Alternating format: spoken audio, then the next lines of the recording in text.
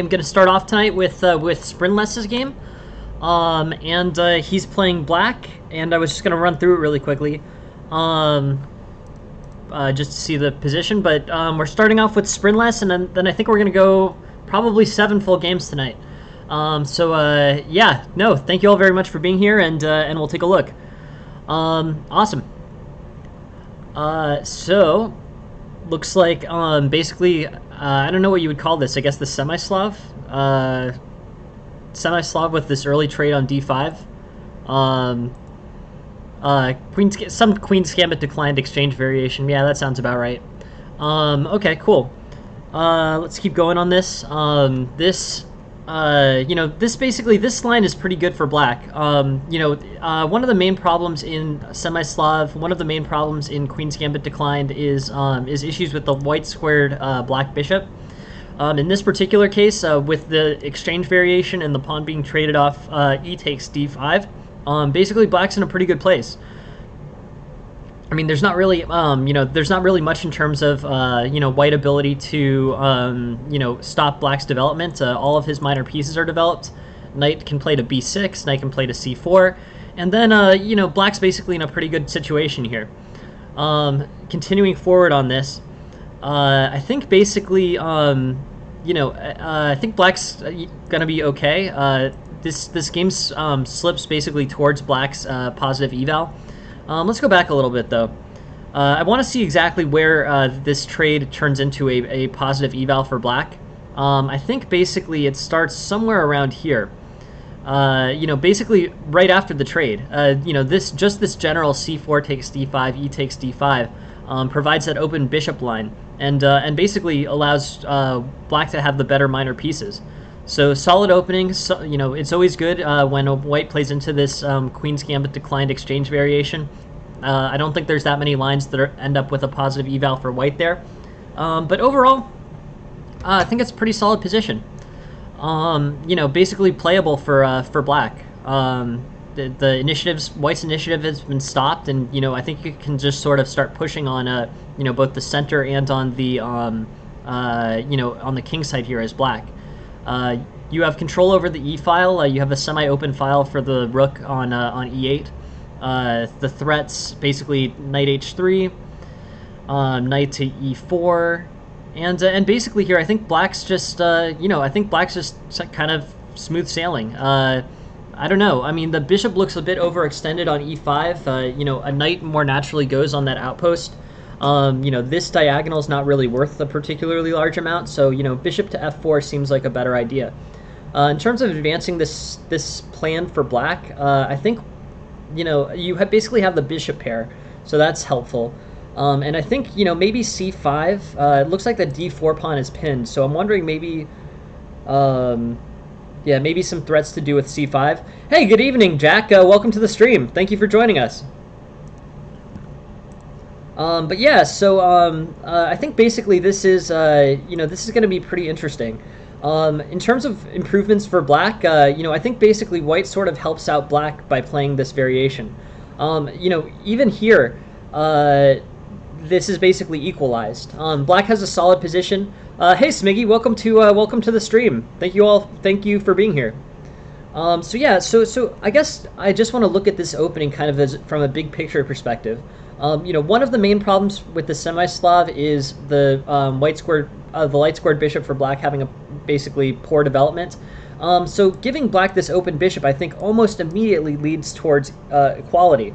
I want to play this.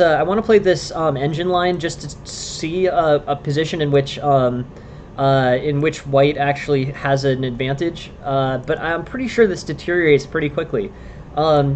Black's minor pieces are solid here.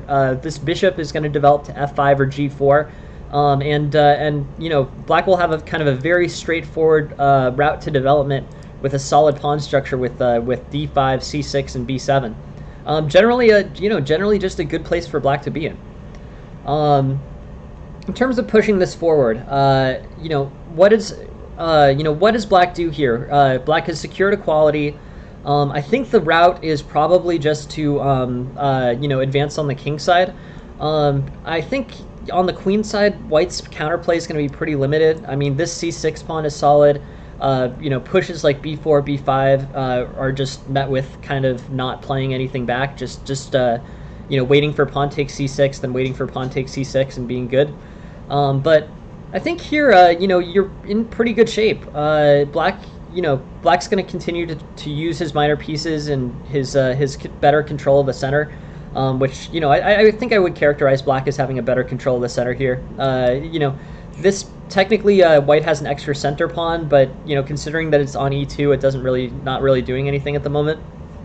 c6 supports d5. And White and Black's white squares are actually very strong here. There's not really much of an opportunity for White to you know, advance, or not really much of an opportunity for White to advance in on the center here. e4 is probably unplayable. Black could just meet it with pawn takes and have an open file on the d pawn. But but the minor pieces for Black here, I think, are just generally pretty solid. You know, smooth sailing, almost a one pawn advantage for Black in the middle game. So overall, better, you know, great play by Sprinless on you know, coming out of the opening. You know, it was helpful that White played this pawn takes d5, pawn takes d5 variation. I think that's always going to lead towards you know, good pawns, good general positioning for Black. But good job. You know, it's always good with Black if you can come out of the opening up a pawn. This continues to go in Black's direction. I just want to see where the slip on the eval is, but I don't know. I mean, I guess here, you know, the engine really doesn't like e3. The reason why it doesn't like e3 is because it limits this queen's mobility. There's not really any direct threat there, but it's, you know, it basically intentionally limits the mobility of the queen.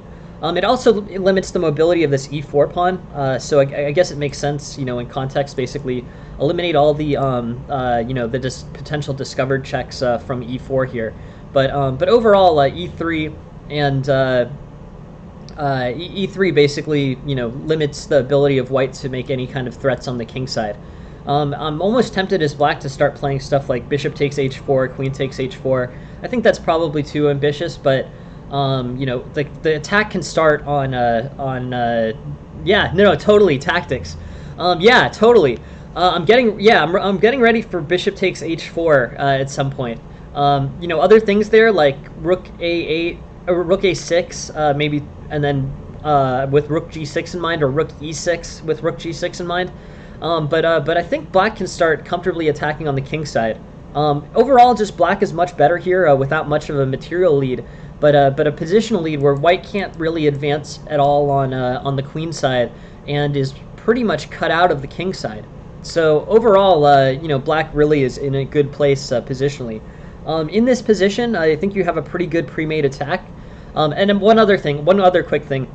Bishop takes h4 can be met with if pawn takes, rook takes d5. And then there, you know, Black basically has a pin on the queen, but it gets his rook very efficiently into this attacking situation. So that's pretty good. So that's a benefit for Black there. But here, you know, I think you really just have a pre-made attack. You know, I think Sprinless we'll take a look at the rest of the game, but I think moves like bishop takes h4, rook takes e5, and just getting your pieces into the white king side looks very promising for you. f6, bishop f4, and I think overall this is pretty good for Black. Yes, definitely some good tactics. This pin in particular I really like. Right here, I like bishop takes h4 here. This could get met, I guess, by bishop takes g7, but then you've broken open the king side and equalized, and the material equalizes anyways, so you just get the two pawns. But I really like bishop takes h4 because exploiting this pin as Black is very valuable. Both because I mean, I assume White won't take when rook. So bishop takes, pawn takes, rook takes e5, and I assume White's not going to play pawn takes e5. But rook h5 can be played on the next move, and then supported by queen takes h4. This looks pretty crushing for Black, to be honest. Yeah, some cool tactics here. So far, I think Sprinless has played a great game. I know that there's a rapid change in eval coming, but great game played so far. You've really given yourself a good tactical position out of relatively small opening advantage. So overall, excellent. Good job. Um, Queen h7, I think, is playable. Queen h7 trades into an equal pawn endgame. That's a little tricky. I understand the reasons for not doing that. In my eyes, this pawn structure is not necessary. Black's pawn structure is not necessarily much better than White's pawn structure, so I understand not trading the queen off. Let's take a look just at the engine line. Queen takes, king takes, king g1. Yeah, no. This guy played really well, to be honest. This guy's yeah, no. This Sprintless played a great game here. Welcome, FIFA boy. I hope you're doing well, and I hope your studies are going well as they're wrapping up. But yeah, so cool. Yeah, sure. Thanks, Smiggy. I'll put that one in for that's in for May 10th at 10 a.m. Eastern time. I'll add it to my list now. Cool. Yeah, awesome. Thanks for sending it, Smiggy. But yeah, good to hear. Good to hear, FIFA boy. Cool. So here, this opening, this opening may not be, it may be book and it may be considered to be okay for White, but from a fundamental perspective, I think this opening gives Black an advantage almost immediately. This bishop developing to f5 versus g4, I think really is a big deal. I think it's a big improvement. And if you continue on with that, you're going to have better minor pieces. As this game continues, I think you execute really well tactically. This bishop takes f(h4) is an opportunity, but f6 also leads to a big kind of positive eval, and everything's going smoothly. And then we get to this queen and pawn endgame. So I wanted to slow down here. If we play through this line. This is sort of crazy. Okay, I was just assuming queen takes h7 here. So let's go from there. Black gets a very positive eval, but I'm not 100% sure if this is going to be that strong for. I don't know exactly how Black breaks through this pawn situation. This, to my eyes, is not super identifiable as a better king and pawn endgame. But I'm gonna keep looking, and should be interesting at least. b5, king g5, king e6. Yeah. I guess maybe this king gets in. I'm counting the moves, so it's White to move here. 1, 1, 2, 2, 3, 3. 4, 4, and then basically, Black does queen first. So I guess that's a little bit better for Black. Makes sense. Yeah, it's an improvement. But let's take a look at what happens here with the queens not getting traded off. This is a much more favorable even pawn endgame than the previous one. Yeah, here this is just Black very cleanly winning this endgame. In many ways, the queen taking on h7 was trading. Basically, trading the queens on h7 was much more complicated. I didn't know exactly how this would go, but king h2, king h6. Black ends up getting the better of this. Basically, he can march his king in to take b2 and take these pawns before the king can get in to take the b7 and c6 pawns. He's just too many moves ahead, Black. Black's king is just much more active than White's. So I guess that's the improvement. In terms of other things in this game, I think it was an excellently played game. I think really a lot of good positional play, especially in the opening. You knew intuitively to get all the pieces, all the minor pieces developed, which is important. And capitalized on the fact that you had a good bishop relative to the normal Queen's Gambit declined semi-Slav situations. But yeah, excellent. Good playing, Sprintless. Improvements here. I think. I'm gonna just look at a few different things, but I think they're all pretty minor. I liked this bishop takes h4. This bishop takes h4 tactic. I don't know if that's. I guess maybe that's not even objectively better. I'll go through. Let's look. I mean, I think we really did play a very strong, accurate game, but I yeah.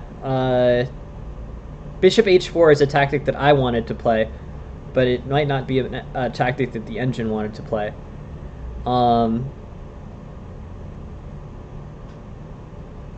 Bishop takes g3 seems a little bit unnecessary. I see that you're trying to break open the king side. I think that's good, but I think you should probably go a bit slower here. Bishop takes g3. You know, I think that you can do better than that. Basically, king to h7, rook to g8, and assembling with more of the pieces is probably better before you exchange. I like pawn takes h4 even. I think pawn takes h4 is kind of cool because the bishop can't retake the pawn. This basically forces either a trade of the bishop or a doubling. I think I think basically pawn takes h4 is kind of a better tactic. The bishop is pinned. This does open up your king side more to attack, but I figure your king side's going to get pretty opened up to attack anyways, and you're going to be okay with it because it's going to be an open line on white's king as well. So I guess I would recommend pawn takes h4 over bishop takes g3, but you are up a lot. I mean, you're in a good place here. I mean, especially given the context of you're playing pawn takes h4 on the next move anyways, right? If you're comfortable, if you're not comfortable playing pawn takes h4, then that's one thing, but seeing it, like, you're basically cool playing it on the next move, so you might as well play it on the move before where it's just a free pawn for you, and you also don't fix white's pawn structure. So pawn takes h4 I think is the play. Pawn takes h4, bishop takes, queen takes, and then king h7. And you're in a pretty good place. I think basically black is playing well here, and you've earned a 2.5 pawn lead, and it's really just about closing out the game. In terms of making this continue, I think queen h6, queen h7 is probably the move that I would play. But even though it's not super, it would take a lot of calculation to realize this, and you'd have to, in a slow game, you would spend a lot of time counting out the king moves. Black is really much better in this endgame because he can access these pawns much more quickly than white can access black's pawns. These pawns will end up passing, and then black will win. That's really not vulnerable. That's not really noticeable, like, unless you really look at it. But you see it much more clearly here, where white volunteers for the trade. Here, it's really just killing pawn endgame. But overall, great game. The only improvement that I was really looking at was pawn takes h4. I can take a look at the engine analysis and see if there's maybe a larger one, but overall here, really solid. White gave you some opportunities as well. Like, I think that general opening is probably pretty bad for white. Letting black free his light squared bishop is really is really something that benefits black.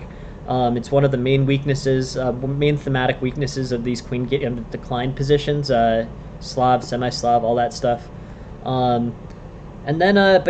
This is the one tactical improvement that I see versus the game. But again, it's sort of nitpicking because you're already up 2 pawns. And also queen d6 here. Queen d6 keeps the queen out from g4. I think it's better to defend against this. I think it's better to defend against the oncoming threats from white into the king side. I mean, basically, black's king safety is somewhat better than white's. Not much better, but a little bit better than white's. So the engine is recommending pawn takes g3. That looks extremely aggressive. Probably, that it would be pawn takes g3 immediately with the rook on g1 is a pretty brave move to play. But I think that you do want to maintain the control over the g4 square. I'd play like king g7 or king h7 and then rook g8, challenging for this file. I'm pretty sure black will win the fight over this file. But overall, very solid game. But allowing this, allowing the queen to come to g4 and then check the, basically check the king and check the h4 pawn is a little bit of a misguided idea. But overall, excellent.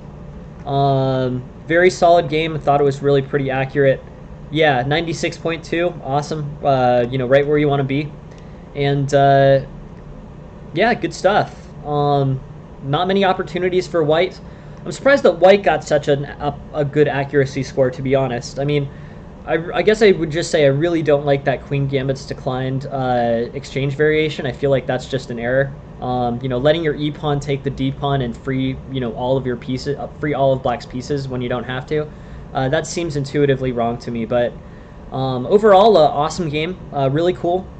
And things looking very good. Good playing by black. And thank you very much for sending that game. Thank you. Thanks Sprinless for sending the game. Really interesting stuff. And no, I see the improvement on pawn takes h4 from a tactical perspective, but overall, I think strategically you were in the right place. I mean, you developed all your minor pieces quickly. You attacked on the king side. You weren't overly cautious. I mean, that was a good benefit, and you allowed yourself to attack the king side even after you had castled. And I think overall, from a strategic perspective, this makes a lot of sense. So really, good game, and pawn takes h4 is a little better, and not playing queen d6 is a little better because of the g4 check. But overall, good game, good playing. Thank you very much for sending it here. That was a really interesting game. Thanks for that. All right, on to the next one. Here's another one from Zipcag, Zipcag2. We'll take a look. Just need to load it. But yeah, I mean, it's kind of interesting. I assume that that's an acceptable opening. I'll just slow down and go back for a second just because I want to see it. This opening move, pawn takes d5. This is in book, but I can see here that it's a pretty distant third choice. The d4 is by far the most common move here. C takes d5 is way down the list. 275 games out of 55,000. That's pretty much that's pretty far down in the opening book. Yeah, sure. Here, let me. I'll follow you here.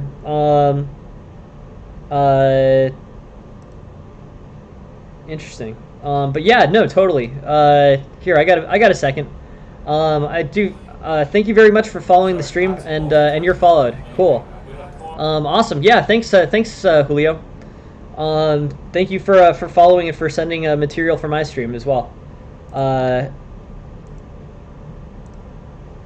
Cool. Yeah. So here's a Benoni game.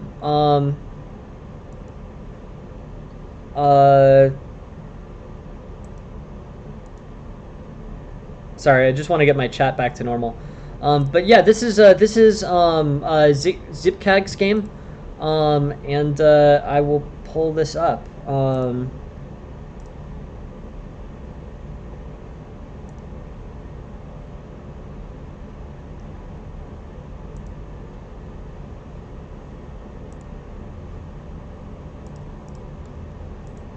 Cool. So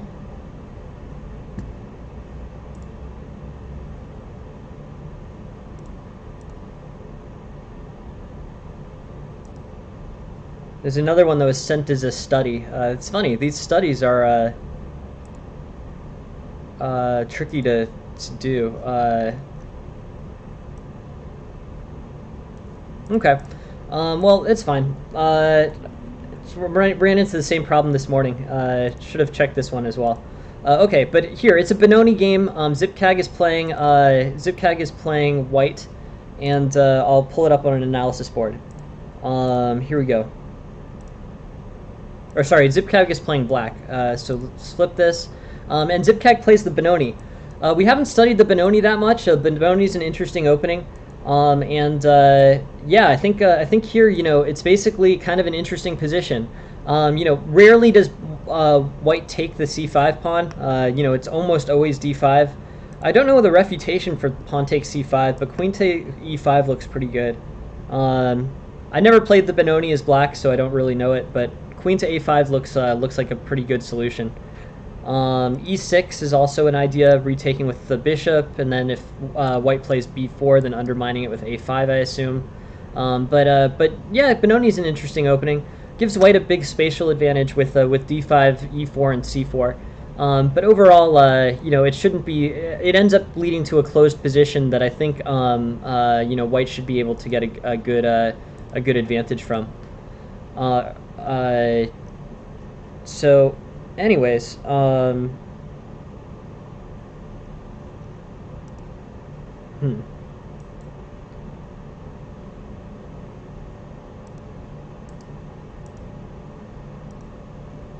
Weird. There's something trippy going on with my Twitch studio.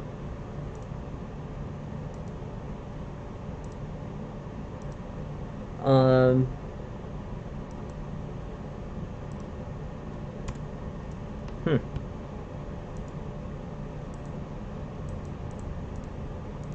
Weird.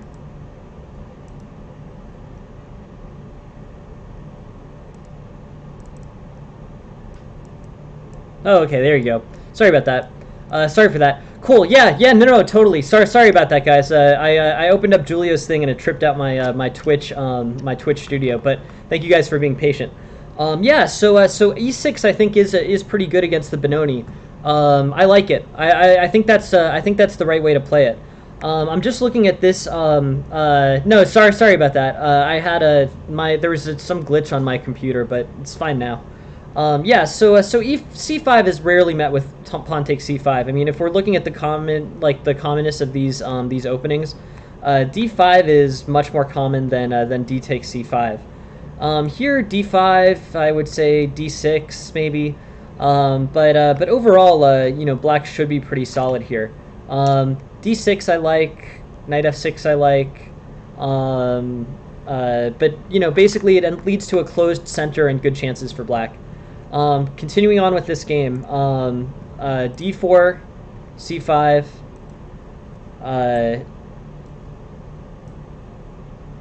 d5, d6, okay, cool. D6 I think is the main line, right? D6 is one of the main lines. E5 I'm surprised is the most common move, but I think of d6 as being the main line here, and that's. But it looks like white has about 6 choices that are playable. d6, knight c3, knight f6, c takes, e4, g6, bishop b5, knight d7, knight f3, a6,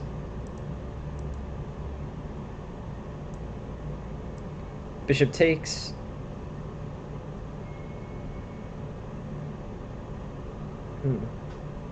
oh wait, sorry about this, knight d7, knight f3,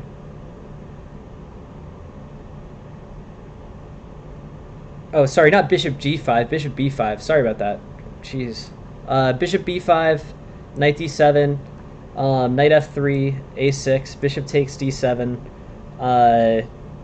bishop takes, castles, knight e8,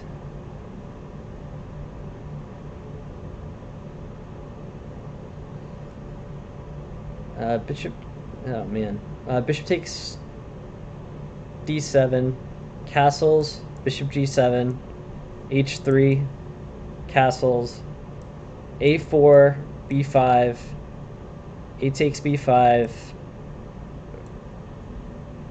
a takes b5, rook takes, queen e2. Okay, cool. Yeah, no problem, Zipcag. It's my error. I should be checking those. But yeah, anyways, this is an interesting opening. This is a more open Benoni position than normal. Basically, black's development with the pawns along c5 and b5 are really solid. I think queen a5 might be a good idea. I think b4 could be a good idea. But basically, black's going to have really good play on the non-king side if he wants. I think there might be some threats along like Queen A1 that could potentially be good.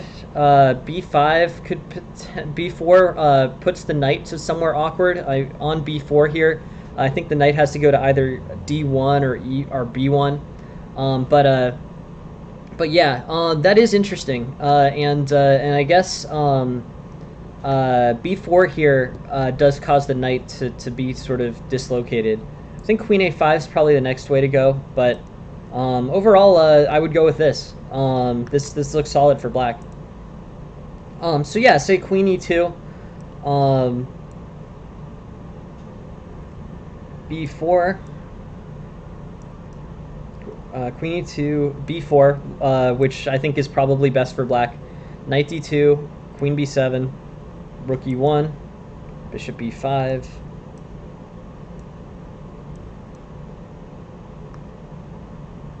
Sorry, Rook E1, Bishop E5, Queen E3, Knight D7, B3, D8. Overall, interesting position. I mean, it looks like black's getting pretty good attacking, pretty good mobility along the queen side. I'm wondering if the rook should be on C8 to support threats on the C file. But we'll take a look. We'll circle back on that on a second. C8 as opposed to E8 here. I sort of wonder.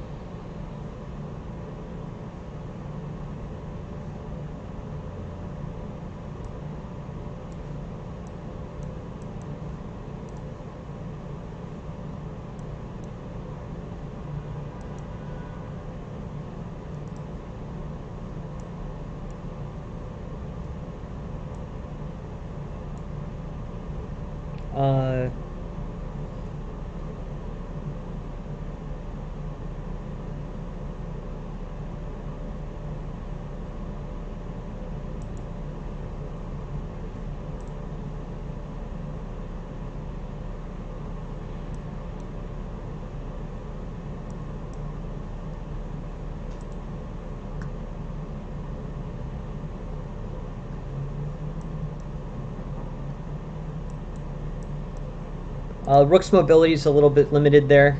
Maybe Rook E5 wasn't the right idea. I think probably just the conservative Rook E8 was the best play. Rook E5 is met too easily by F4. Rook E8. 5, H6, knight takes, king takes, E6, king G7, and I assume that does time run out here, or is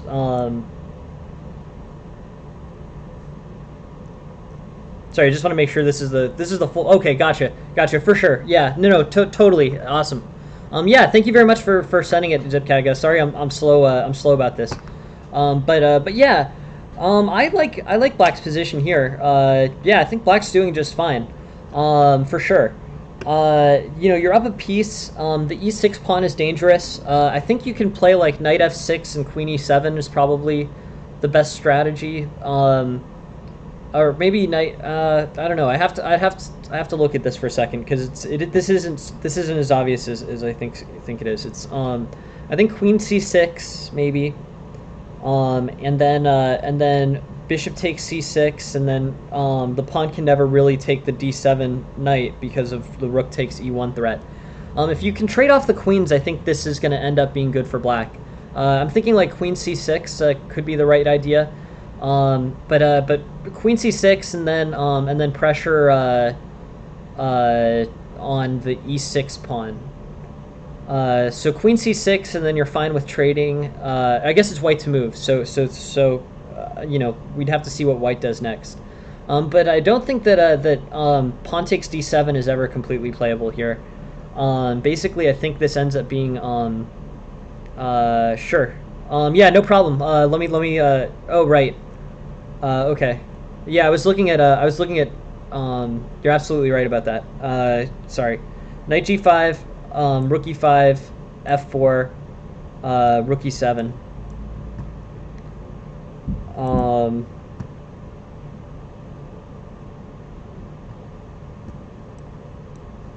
G3, D5.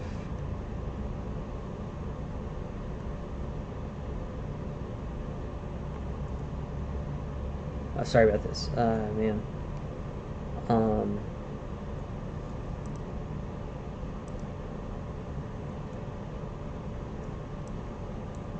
Queen D6, Rook E5, F4.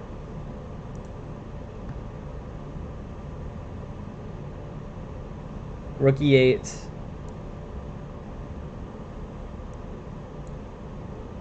E5, H6, Knight takes, King takes, E6, King G7. Okay, there we go. Sorry about that, Zipcag. Thank you for being patient. It's my fault. But yeah, so here, yeah, so I think the position is still sort of similar here. Yeah, I'm thinking like, I mean, Queen C6 is what you want to play. You want to get the queen off the board. You are not immediately getting threatened. I'm going to guess, did he play King F2 next move? That would be probably what I would expect in this situation. I don't know what else sort of advances White's situation here. King F2 is super helpful because it defends the rook and it prevents Queen takes D7 from being, or Pawn takes, it makes Pawn takes D7 playable again, King F2. So, going on this, D4, Pawn takes C5, E6. The game went D5, and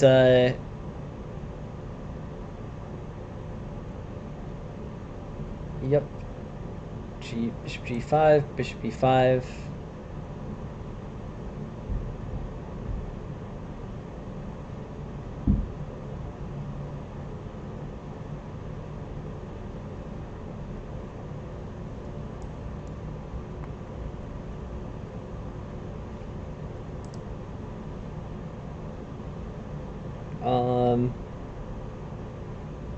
Okay, interesting. So looking at this situation, what are the good, what are the good characteristics of the position? What are the bad characteristics of the position? I'm going to take this from like the early middle game, and see. So here I think you're in book. This is basically modern, standard Benoni. Bishop B5, Knight D7, and Knight F3, A6, Bishop takes, Bishop takes. Standard Benoni. Black is going to end up with a big queen side. Moves like B5, B4 are going to be good for black. White's probably going to try to expand in the center. I think maybe Bishop F4 and then E5 could be the main strategy for White. But overall here, I think black has very solid control of the queen side. I think this queen side advantage is basically, what black is playing for in this game. So white, basically is focused towards the center. I think there aren't really that many great breaks for E5 is interesting. Yeah. So in term, I mean, the first thing I think is not going to be too surprising, but I think that Rook E5 is not the way to go with the rook. I think that Rook E8 is an improvement. Rook E5 like facilitates F4, and basically means F4 is a move that advances White's goals here. White's goals of basically passing the pawn on E5 and creating problems for black in the center. It continues on, but black is still fine, basically, right? Or, sorry, this is the line. This is the sideline. Rook F1, Rook E8, but black is actually still fine. I mean, if we're looking at the eval's up, minus 1.6. I think basically black is playing well and in a good situation. I'm guessing white plays King F2. The engine is advocating F5, but King F2 is pretty sacrificed. Yeah, exactly. I mean, Queen C6 is actually great if you Queen C6 here is actually really good if you if white doesn't play King F2. If white plays King F2, then Queen C6 doesn't really trap the queen in the same way. But yeah, Queen C6 looks good. Um, yep, makes sense. So yeah, so let's look at this. I want to go through. I know I'm jumping around a little bit, but I just want to go through piece by piece and see if there's any improvements. In terms of strategy, I think you're doing the correct things. I think basically the expansion on the queen side is correct. A6, B5 is definitely good. Um, uh, White, I think, probably doesn't want to. I think bishop takes d7 is not the right idea. I would probably play bishop to d3 here. Bishop takes d7, trades off white's good squared bishop for a knight, for one of your knights. It's a closed position, so it doesn't really. It's a closed position, so it doesn't really. The difference isn't as great as in a more open position where the bishop would be way better. But I still think that that White's going to have to, sort of play from behind with that that bishop having taken d7 too early, giving Black the bishop pair, especially this dark squared bishop, which is going to have a long diagonal, is a little bit rough for Black. Yeah, rook e1, e5. That probably is White's best long-term strategy, Zipcag. I do think that that's a good idea. I think that probably, e5 may need to be supported by bishop f4 too. Like rook e1, bishop g7, e5, pawn takes pawn, knight takes pawn, I guess. Yeah, I guess that's fine. But I don't know. I mean, the more open the situation gets, the better it gets for you. So moves like e5 makes sense. I mean, it is definitely an aggressive play for White. But if you trade off the center, if you trade off like the e4 pawn, Black's going to get more active with his bishops. So like something like bishop f5 could be a response there. Basically your dark squared bishop is facing directly towards that e5 pawn. But I understand the point. For sure. I mean, I think that's where White's best chance at play is in the center and with advancing these pawns. So things like bishop f4, e5, knight takes e5, and then pushing as hard as he can in the center. I don't think that the advancements are going to be on the king side. They could be, but what's really obvious, or what's the most clear in terms of advantages for either side, is your queen side is looking great now. These pawns are so extended that basically they're not part of this this flank attack. B5, B4 is really solid, and I think that's going to hold up pretty well. H3 castles, A4, and here I think basically Black has complete control of the queen side. This makes a lot of sense. I understand why Black is up here. There's still ideas with rook e1, e5 like you were talking about, and I still think that's probably White's best chance, but White's really kind of playing in a difficult situation. Things like maybe, I don't know, like queen d3 could potentially work, but White needs to clear out this queen side, and he doesn't really have great resources to do it. Bishop e3 could be something, but it's just tough. I mean, this is just a big lasting positional advantage for Black. The engine suggests e5 immediately. So e5, knight takes e5. I think this is probably, yeah. I mean, this is a challenge for Black, but this queen side is still just really solid. Another thing about this is, I think maybe playing d takes e5 isn't the best move here, or I guess the engine says it is, so it probably is. All right.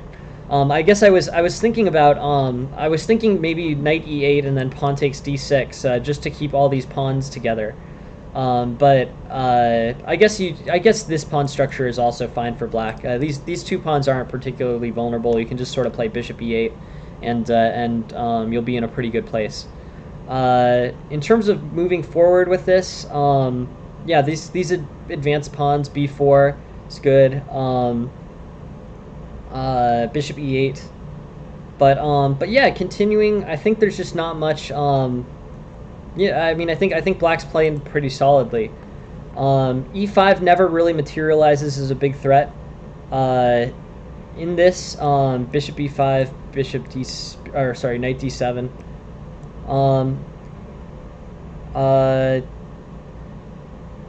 Cool. Yeah, black can just sort of push his queenside pawns and be in a good place.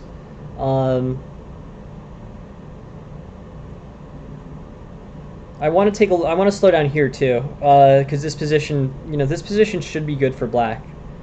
I think maybe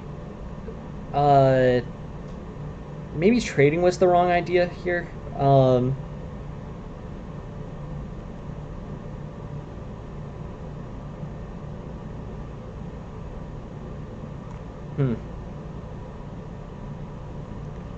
Knight d7 makes sense to me, but is not liked by the engine. Knight d7 is solid. I mean, it basically prevents this e5 push, as well as the fact that it can kind of be maneuvered to b6 and c4, and that'll be a good play for black. Just good general maneuvering with that knight, f6 to d7 to b6. That seems like a solid place to put the knight, c4. But yeah, I'm sort of curious, where does this sort of slip away? E6. Maybe here knight f6. I think trading off the bishops is probably not right. It is your good squared bishop, and white is matching you on this diagonal. But I think maybe something like knight f6 could be good, just to keep the bishops on the board. You have the bishop pair, so you're getting extra mileage of your bishop versus his bishop. I'm also wondering maybe knight e5. Could this work? No, it doesn't. It hangs that pawn. Okay. So f6. Yeah, you probably just want to keep the bishop on the board. I would hold on to the bishop pair. I also sort of wonder about rook e8 as a general move. I know this was played a while back, but rook e8 versus rook c8. I think rook c8 might be an improvement. With rook c8, you really have kind of a longer lasting kind of material advantage. Yeah, I think basically rook e8, has value in that it holds against one of white's most active files. But I think that rook c8 or I like rook a8 too, actually. But those give much more mobility to the rook. I mean, if the rook is on e8, then it really can't go anywhere until like e6, pawn takes. Could potentially become pretty valuable with trading off this e pawn. But if you place it right on a semi-open file like this, this looks like it could help black. Like c4, pawn takes b3, rook threats on c2. This makes sense to me as black. You could probably get the knight to c5. But in general, I think you're in pretty good place. Pretty good place here. I like rook c8. Hey, Kiro, how are you? How's it going? So yeah, so I'd say rook c8 or rook a8 over rook e8. Anyways, rook e8 is fine too, objectively. It's on the stream, or it's on the Discord. I could take a look. I don't think you're on it for tonight, Kira.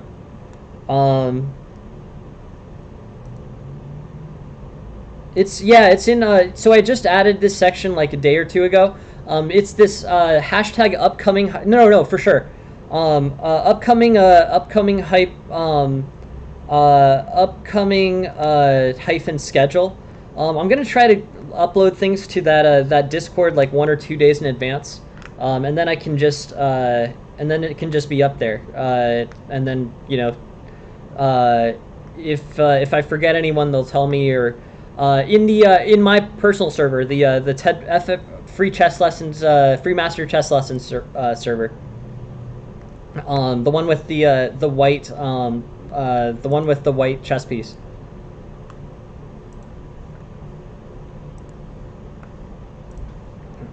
Yeah, no, for sure. But yeah, so I'm gonna start doing that, and I'll put the schedule up there on advance. Hopefully that'll be helpful.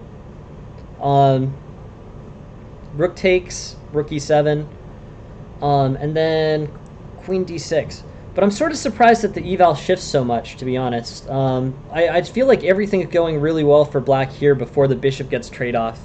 And then once the bishop gets traded off, bishop b2, knight f6.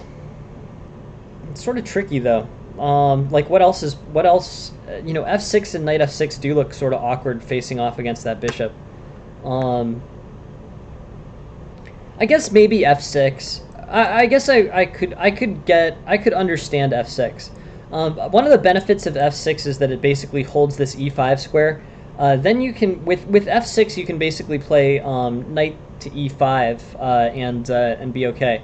f6 does temporarily limit your bishop's mobility, but it gives you such a good outpost, like this knight e5 square. You might also be able to play e5 after this, and then comfortably play rook takes e6 after the en passant. Then you could get pressure on the e4 pawn. So I'm thinking like here f6, and then say like queen d2, and then maybe I don't know. Here I would probably, you know, queen d2 is the engine move, so it was better than what would be actually played. But say like g4 or something like that.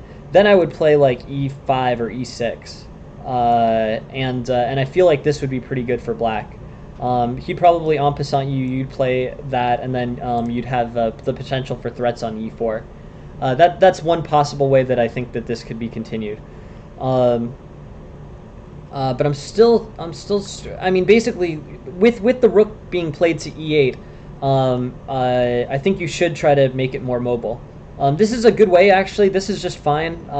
Getting your rook more mobile like that, by opening the e file with e6. This makes sense. But I'm still sort of curious. I don't understand where this slips so much towards white. I guess d3. I guess d5 does open the situation. That does sort of make sense.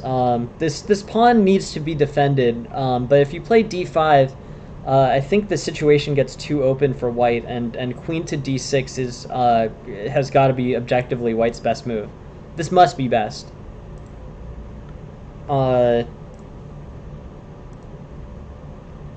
So here, like d5, and then how should white respond?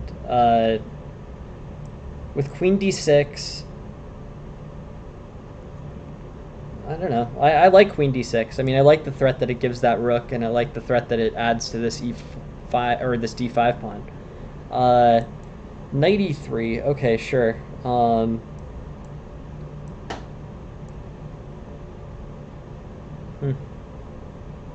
Interesting.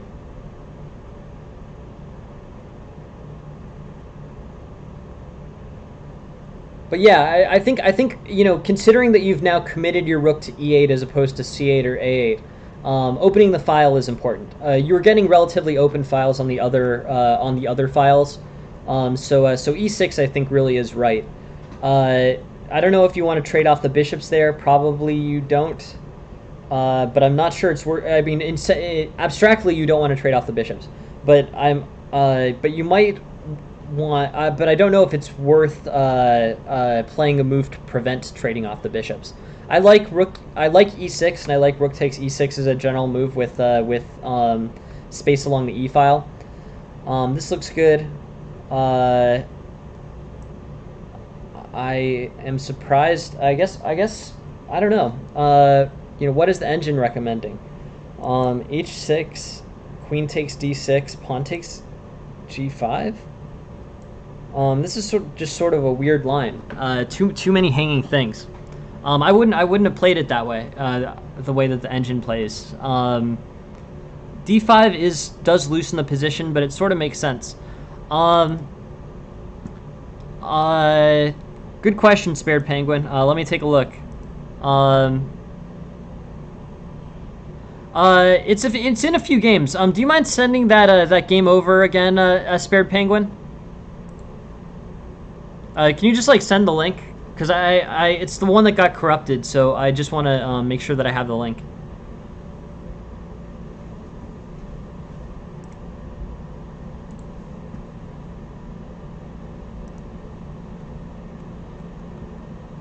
Okay. Anyways, on this game, d5 I think is basically, I think d5 loosens the center in a way that it probably shouldn't be. Queen to d6, rook e5, f4. So rook e5 is definitely inefficient if you're just basically moving it back. Rook e8, and I think you're sort of, I think you're in trouble basically as black. Knight e3, and white will start sort of developing moves towards you. Here, yeah, f4 I think is better. Yeah, just send me the link, Spared Penguin. I'm pretty sure yours was the one, the link that was, yeah, okay, cool. Yeah, awesome. Thank you very much for sending it over, and we'll look at it. Oh yes, sorry. Jeez.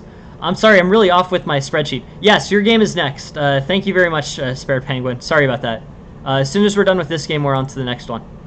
But yes, we'll do yours next, Spared Penguin. It was in the schedule. I just had it labeled badly. I'm working this all out. Work in progress. But yeah, so d5, queen d6, and I think this is better. But I sort of want to see, you know, where can black maintain his edge here? Because here, you know, you're basically up half a pawn. I think that things are going very well for black. You know, the queen side is basically under your control here. And with this, I mean, it seems to move towards equal. I guess d5 is really the move. D5 just loosens this pawn structure up too much. You know, among other things, it makes e5, you know, it basically opens this diagonal and it takes away your potential for an outpost on e5. So yeah, so e6, knight to e5, I think that's probably a good idea. But the d6 to d5 I think was kind of misguided. Basically, you know, you want to play moves that keep white out of your position here. Things like queen c6, and you hold d6, and the queen never really gets in. With d5, best case scenario, you know, the queen is still getting into your position.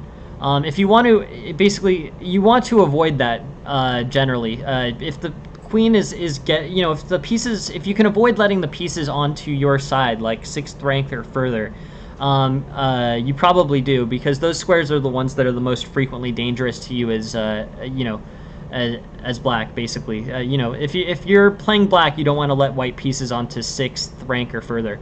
In this particular case, I don't know how terrible it is. This, you know, this is, I don't know. It's not that great.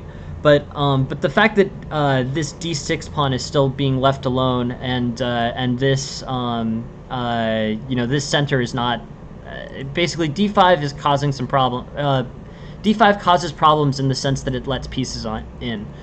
With like queen c6 here, I think you know, knight e3, knight d5 is still a threat, but at least the piece doesn't get into queen d6.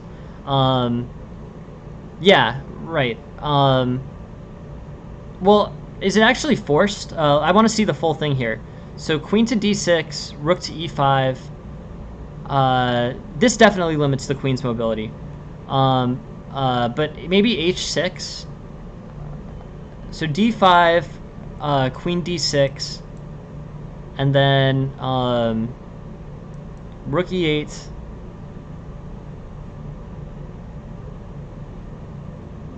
Okay, you're right, after f4. Yeah, which is actually sort of interesting. So rook e5, f4 is it does really weaken that queen's mobility. You know, if you're white, you can play f5. So you know, that's something to consider, right? I mean, this basically regains the mobility. But f4 does restrict this queen's. You know, basically this queen is now only okay on this square. There's no other squares where it can go. You know, can't even take d5. So rook e5, I guess, is dealt with by rook f4, but that is more restrictive to white than I was thinking initially. h6, knight takes h7, king g7. Okay. Yeah. The engine is saying play h6 immediately. So like here even, queen d6, rook e8, and then on knight e3, h6. Here I don't think it's just trapped. You know, basically here the queen is not trapped, right? I mean, the queen can play queen takes d5, but it's still getting suggested as a general move.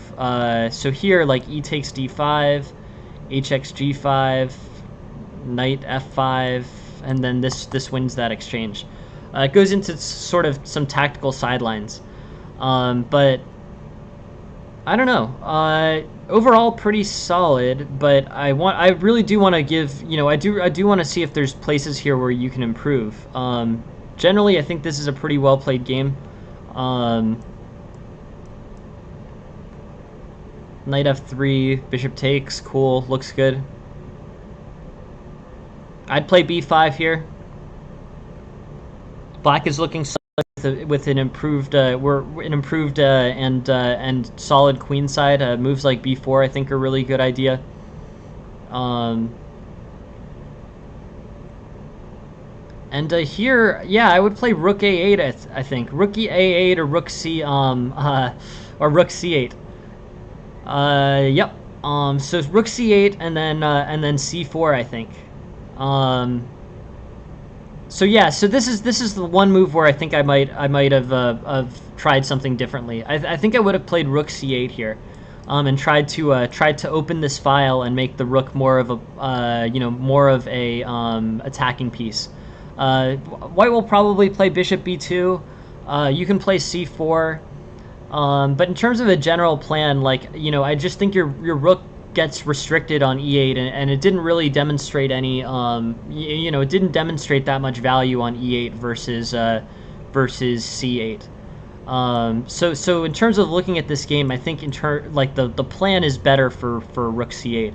Things like c4, pawn takes b3, that offers this rook much better mobility. I don't know if you can ever do things like avoid trading off the bishops because of rook c8. I think, the bishop is going to play to b2.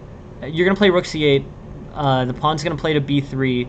You're going to play c4, and then bishop b2 maybe. I don't know if he can play c6, but White's going to try to trade off bishops here. But in general, I think an improvement is just the positional move of this rook to c8 as opposed to e8. This just looks generally better for black. There's more mobility here, and I think that this this was an improvement, at least from a strategic perspective. Pawn takes e6, rook takes, and then d5. D5 lets the queen into d6. Letting the queen into your territory is dangerous, but I don't know. I guess I would just say queen to c6 maybe could be good.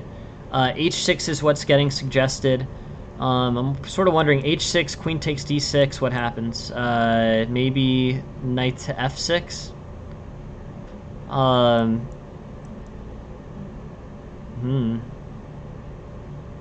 Knight to f6, knight f3. This isn't so obviously better. I guess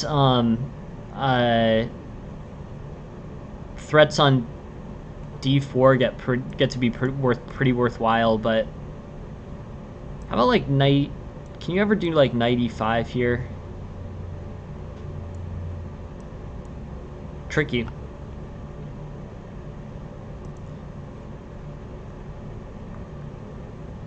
h6, queen takes d6, knight f6.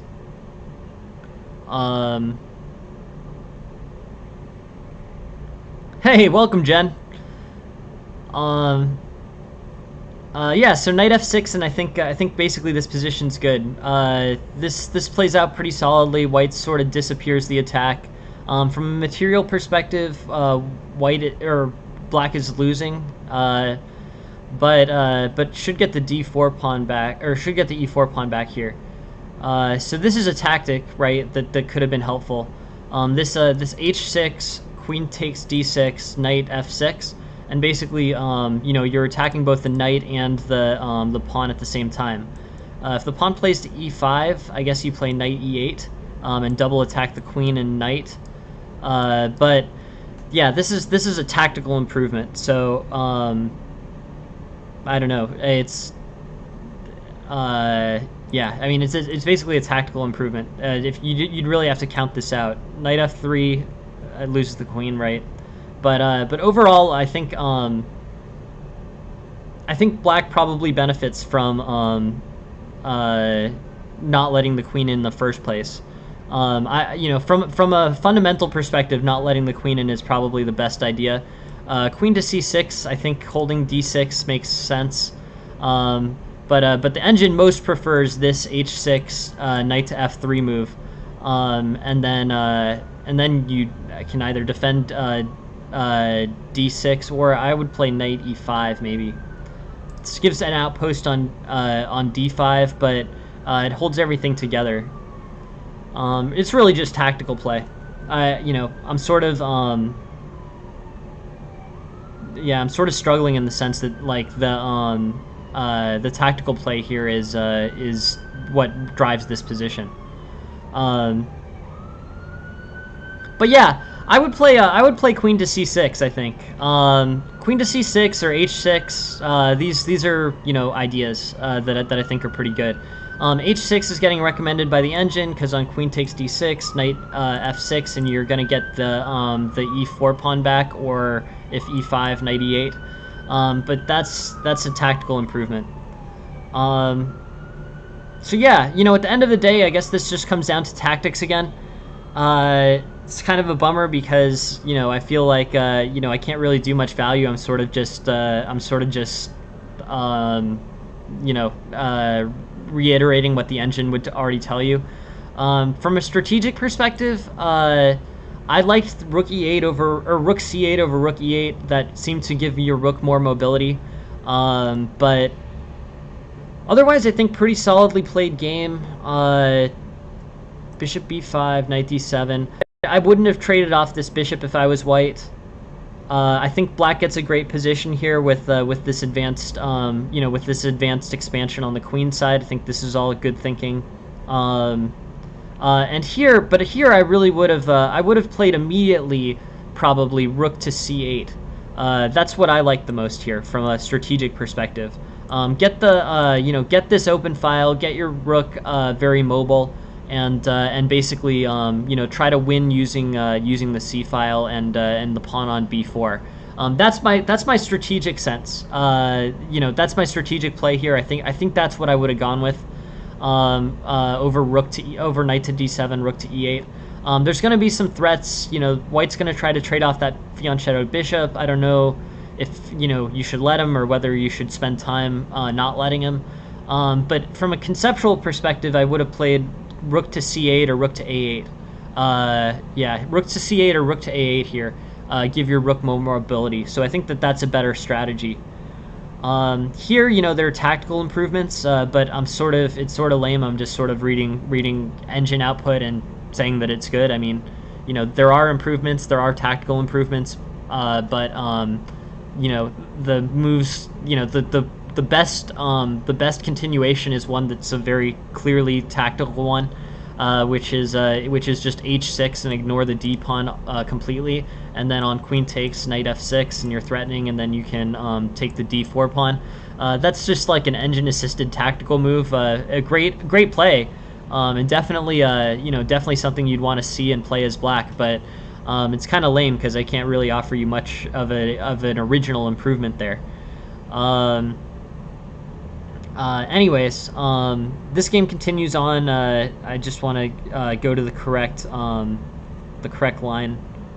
D5, queen d6, rook e5, which allows this sort of double-edged rook move. But you're already in a situation where there's almost equality here.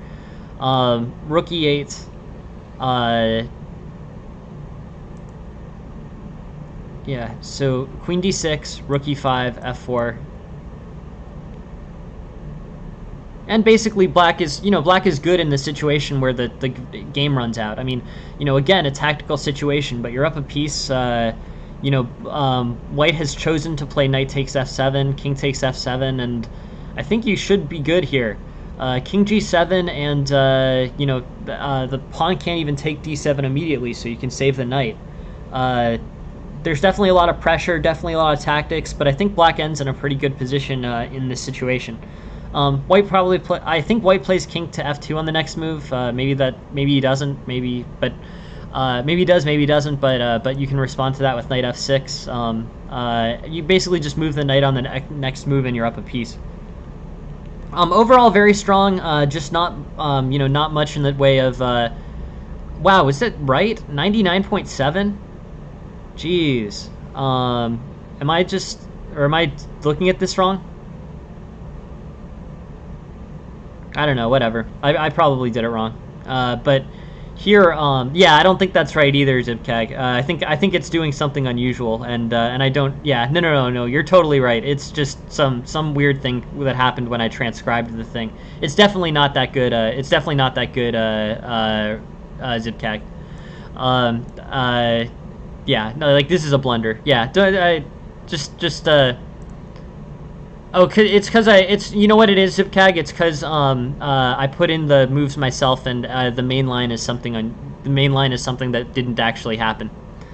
Yeah, so d5, the improvement was h6, but here the only real advice I could give you, I think overall, black's looking great at this situation. Black's up 1.5, and here, this is the only move where I would make a difference in judgment. I would play either rook to c8 or rook to a8, probably rook to c8, and then be ready to play c4. Rook e8 is moving it. Rook e8 is a defensive maneuver on a pawn that's not being used for anything yet, and it opens into a closed file. So I think overall that's not the most optimal move for black. And then the only improvement here is this basically this tactical improvement, h6, which queen takes d6, knight f6, knight f3, knight takes d4. But that's a very compy improvement. In general, you probably wouldn't want to let the queen to d6, but I'm not sure you have a choice. I think what you did was fine and intuitive, so I don't know if there's much to add there. But overall, d5, queen d6, and black's in a good place. This looks good. Looks good for black. Honestly, you ended in a position where black is winning and in good shape. So how upset can you be, really? I don't know exactly what happened in time pressure, but I think you played a good game. The rook to a more mobile square is the only suggestion that I would make. Everything else sort of made sense in context. D5 makes sense. The improvement was something that I would have had difficulty finding without the engine. So I think, yeah, no, absolutely, Zipcag, and please send as many games as you like. I'm doing this, and I really enjoy doing this.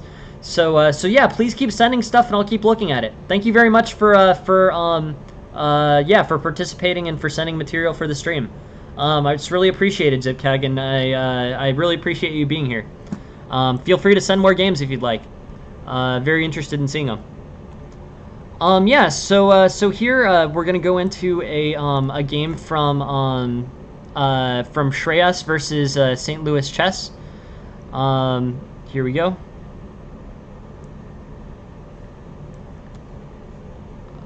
Okay.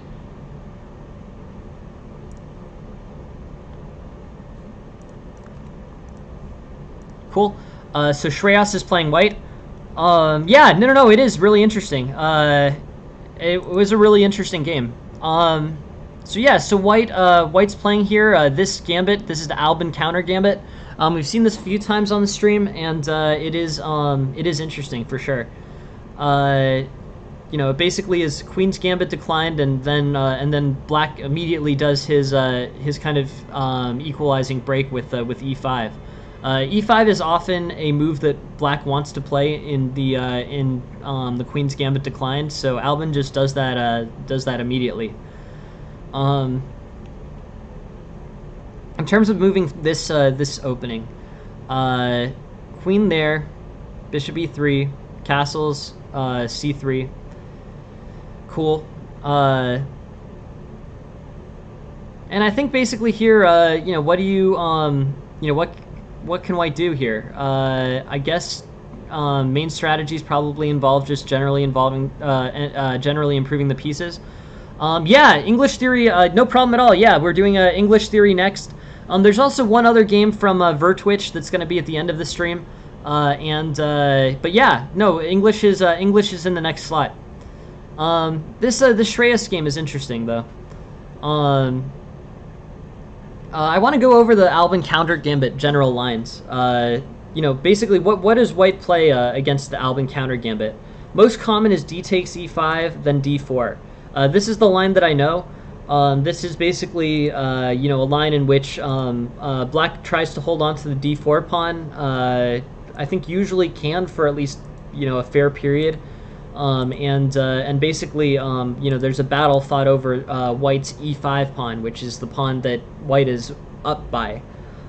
So here, I think basically white ends up having to give back that pawn. But now white basically has positional advantage. There's not really a positional advantage for black. This d4 pawn is kind of a liability. It's overextended. You can play like knight b3 and threaten it. But here, white is looking pretty solid. Bishop b2, knight takes, and this pawn is hard to defend. It's awkwardly placed on d4. So yeah, let's keep looking. E3 is the second most common variation, but I think that this is worse. Let's just look at the eval. I guess it's probably it's fine. I guess E3, pawn takes d4, pawn takes d4. Then it turns into some like French. Then it actually with pawn takes d4, pawn takes d4. This turns into the French exchange, which is unusual, but kind of interesting about this position. Okay. So Albin counter gambit has the potential to turn into the French exchange if black or if white plays e3 and black wants to trade d4 pawns. Okay. In this position, I think white is good. White has better center control. This d4 controls a lot. Basically a very good squares. E5 for the knight, c5 for the bishop. Yeah, no problem. E3, E3 I don't think is bad. If we look at the eval, like the eval is still fine. Preferred move is pawn takes d4, pawn takes d4, and then you're just trading, basically into equality and into a position where it's the French exchange Monte Carlo variation. This is an opening that white intentionally chooses to play sometimes. So I don't think there's anything particularly wrong with that opening line. It's just that pawn takes e5, d4 is generally the preferred line. Cool. So here bishop d2, pawn takes, and then white is white's basically got the initiative, center control, space. Overall, I like this for white. I think ideas include like rook to b1 maybe to rook to b5. Queen a4 is an idea, but center control is good for white. His minor pieces are better. He has the bishop pair to black's knights, and overall I think just relatively smooth sailing for white. Ideas like queen a4 are good. Maybe rook c1, c4 could be played, but in terms of it's a little tricky in the sense that I don't know if there's great targets for white to be attacking here, but I think white just sort of pushes his superior center, and can play moves like knight e5 and improve basically moves that improve his minor pieces, but do not directly attack. I think you can just make minor piece improvements until black basically has to come up with a good response. Well, h3 though I think came first though, right? In this game, unless I'm looking at a sideline. Oh, queen a4 here, yeah, for sure. Yeah, I mean it improves the queen. I mean, you know, this queen's not doing anything on this file, and it's not. I guess technically it's holding this bishop in case you wanted to move the knight, but a4 provides it with a lot more kind of general mobility. Threats on this knight, control over c4 is helpful, and I think yeah, queen a4 is probably just better. You know, it makes sense. It's an intuitive move, and it offers you opportunities to continue to improve your pieces. I think queen a4 and then rook d1 maybe, or rook c1.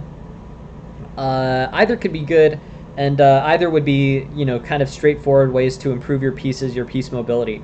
That's what I would go with. So it's yeah, it's a great move. It's a good move, and you know, you can basically play rook c1, rook d1, and have just a very straightforward, you know, straightforward improving game, with your pieces all being well placed. Rook takes, rook d8. This is good. It's good for white. C takes d4 is an idea, and I think here basically, you know, this is about equality, but I think here, I don't know. I mean, now you're in kind of an early end game. I want to just slow this down because it seemed to turn into an end game really fast.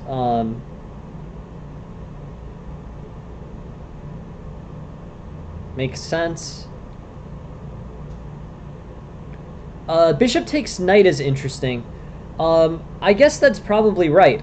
It does feel a little awkward going into an endgame trading off a bishop for a knight, but I guess you know, that does mangle black's pawn structure badly enough that it's probably the right. I think it's the right move. Interesting. And here, you know, you definitely have more chances than black. A7 is weak, f7 is weak. You know, you both have 3 pawn islands, but I think the doubled pawns make black's pawn structure like noticeably worse. Now I think you're drawn. These pawn structures I have to think are about the same.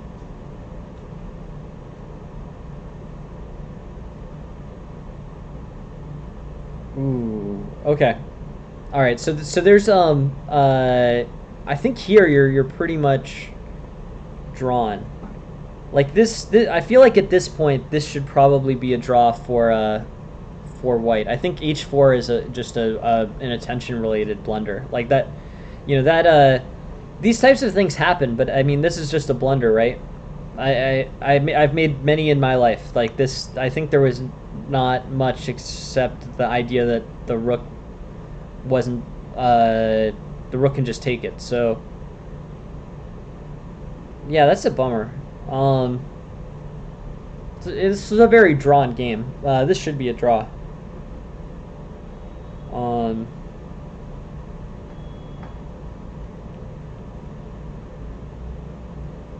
King g2 here, I think, right? And then e3 is pretty miserable though. That's rough. But yeah, h4 I think is the decisive move of this game. I think without h4 you basically just draw it and you know, call it a day, and both sides played pretty well. Here yeah, I mean, you're basically fine. In terms of improvements for white, everything sort of made sense to me. White's playing well. C4, okay. C4 is probably too ambitious. C4, knight takes c4. Knight takes c4, and then what happens? C takes d4. This is a tactically complicated situation. C4 here, knight takes, pawn takes, and the pressure on the e3 bishop and e2 rook are pretty good for black. But yeah,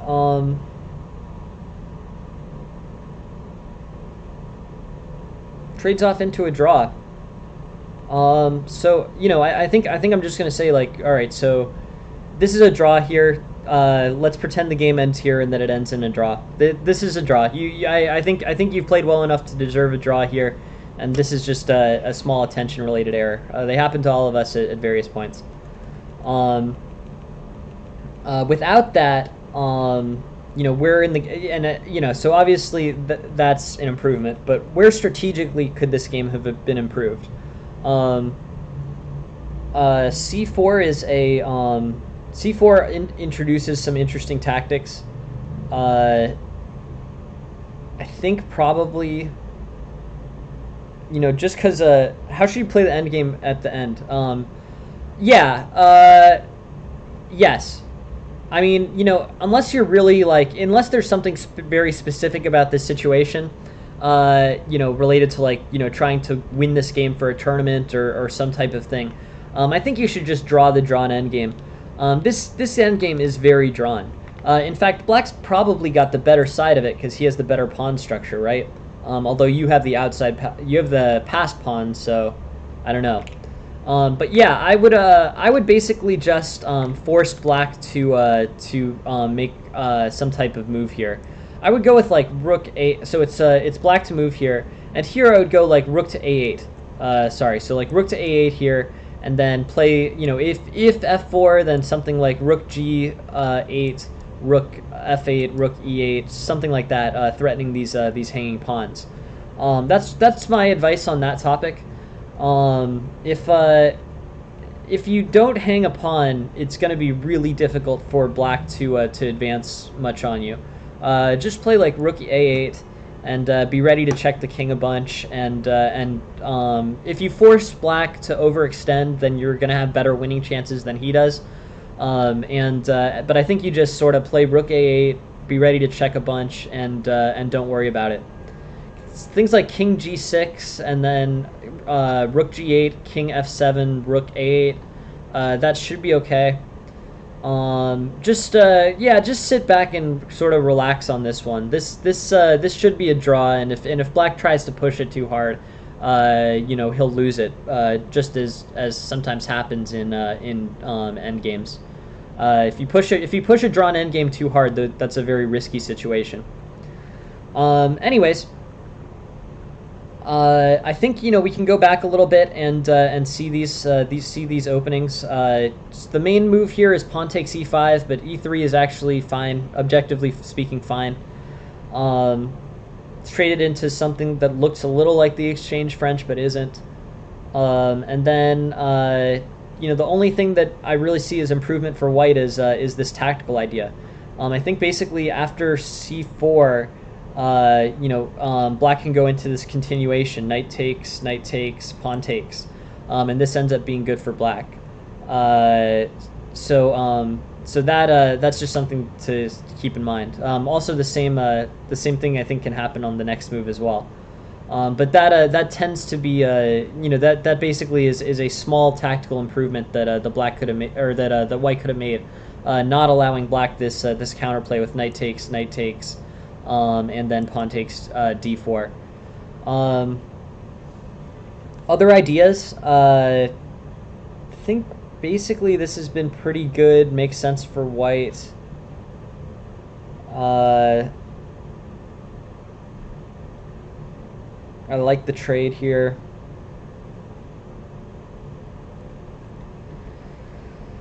Maybe here, if there any way for White to avoid the draw, this endgame should be slightly better for White. White has a better pawn structure. These f7 and f6 pawns for Black are a problem. So here, I don't know. It seems pretty solid. c4 allows this tactic, but that tactic is not so great, and overall just generally trades into a pretty tough endgame for White to win. Just looks very drawish at the end. Right here, I think the best you can do is draw this. It's a very accurately played game too, but yeah, I guess I would just say here, just let it be a draw. Don't push it too hard. Let Black try to push it too hard, and if he does, then you'll get to capitalize on it. But unfortunately, you guys have both played a great game. Yeah, Black played a 98.2% game. I mean, you know, you guys are playing well. Um, in terms of errors, I think basically 90.6, but you know, all of that is based off of you know, what happens in the very end of this game after you play h4. I'm just gonna take it back and actually let's just clip this. I'm actually sort of curious. If we go to this analysis and play instead of h4, I just want to delete all the moves after h4. So let's say the game ends here, and I want to just I wonder if I can just delete this.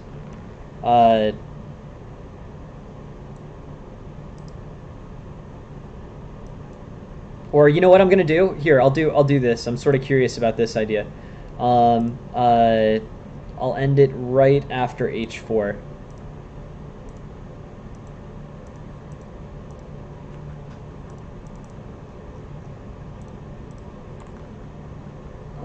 So I'll like play it to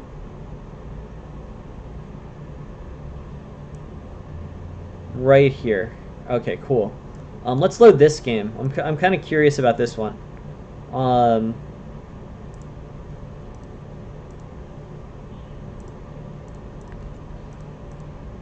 So let's say it ends right here. Then what's the accuracy?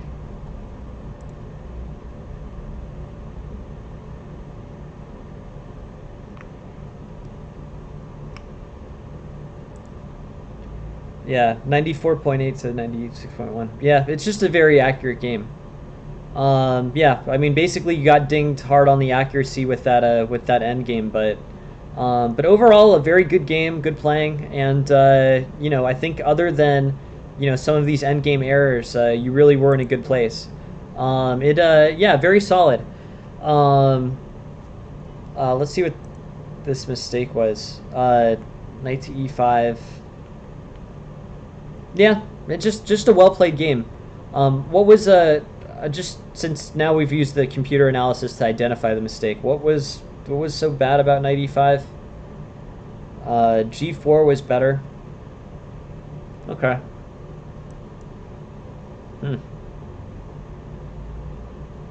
But yeah, I would just be pretty chill about that. There's not much to do. Yeah. Books or endgames. Books on endgames I would recommend. Basic Chess Endgames by I think it's fine. Dvoretsky's Endgame Manual is great. It's very dry. You know, I haven't gone through all of Dvoretsky's Endgame Manual, but it really is the best book. A very defining book. There's one by I think it's Nick DeFermian. But I would go with Dvoretsky's Endgame Manual. That's the one that the Grandmasters all like the most, and you know, from what I've gone through on it, I think it's really pretty solid. Yeah, G4 seems risky for sure, but I think it's pretty good. But yeah, Dvoretsky's Endgame Manual. That's where I would steer you towards Spared. Thank you very much for sending the game, and thank you very much for yeah, thank you very much for sending all that. Dvoretsky's the Endgame Manual, or Basic Chess Endgames. Either of those I think will be very solid. Probably Dvoretsky's better; it's more modern. But yeah, those are the resources to use if you have the discipline to go through them. Very dry stuff, very dry, very technical, but it will actually help your game a lot. So that's my recommendation on that one. All right, cool. Let's go through this. Let's go through this English for Tarash. English was looking through. Tarash was interested in looking through some English theory. I've never played the English, but I'd like to see that theory. So let's take a look. Maybe I'll learn something. So here, C4, E5, and sorry, I'll slow this down. What are the main responses to the English? The most common are knight f6, e5, e6, which is not a line I know. I do not know e6 against the English. C5, g6, or c6. Those are the most common moves against I don't. Yeah, I don't know that one, to be completely honest, Spared. I would take a look at it, but sounds interesting. Uh, I'm sure it's a good book, but that's not one of the ones that I know. The most defining endgame book I know is Zaretsky's Endgame Manual. But I'm sure if Magnus Carlsen recommends it, I think he's usually pretty on the level about those things. Um, yeah. Okay. E5 is so the most aggressive opening against the English is E5. I want to take a look at the classical English today. This is or symmetrical English. This is a very closed game, but I think it offers pretty good winning chances for Black. I think this is one of the ways that Black can play not super aggressively, but can kind of go into a winning positional attack. E5 is tactical and interesting, but I want to see what happens if Black actually tries to win in a very kind of slow, like relaxed way. G3, G6, Bishop G2, Bishop G7. Very symmetrical. It's this fianchetto ultra symmetrical line. Castles, D4, and then D5 I don't think is playable. I think this is where the symmetry ends, right? D5 is a good amount worse than C takes D4. C takes D4, Knight takes D4, and then Black has a few different choices. Knight takes D4 is one. I mean, many different choices. By the way, Knight takes Knight G4, which is weird, and I don't know that one, so maybe we'll take a look at that. Queen A5, D6, Queen B6, A6. All options for Black. So yeah, I guess I would say maybe Knight to, what happens on Knight to G4? Knight to G4, E3, D6. I'm still not seeing the reason why Knight G4 would be justified here, though, to be honest. Yeah, D6. I think I would probably play in this position. So you're choosing between a few different moves here.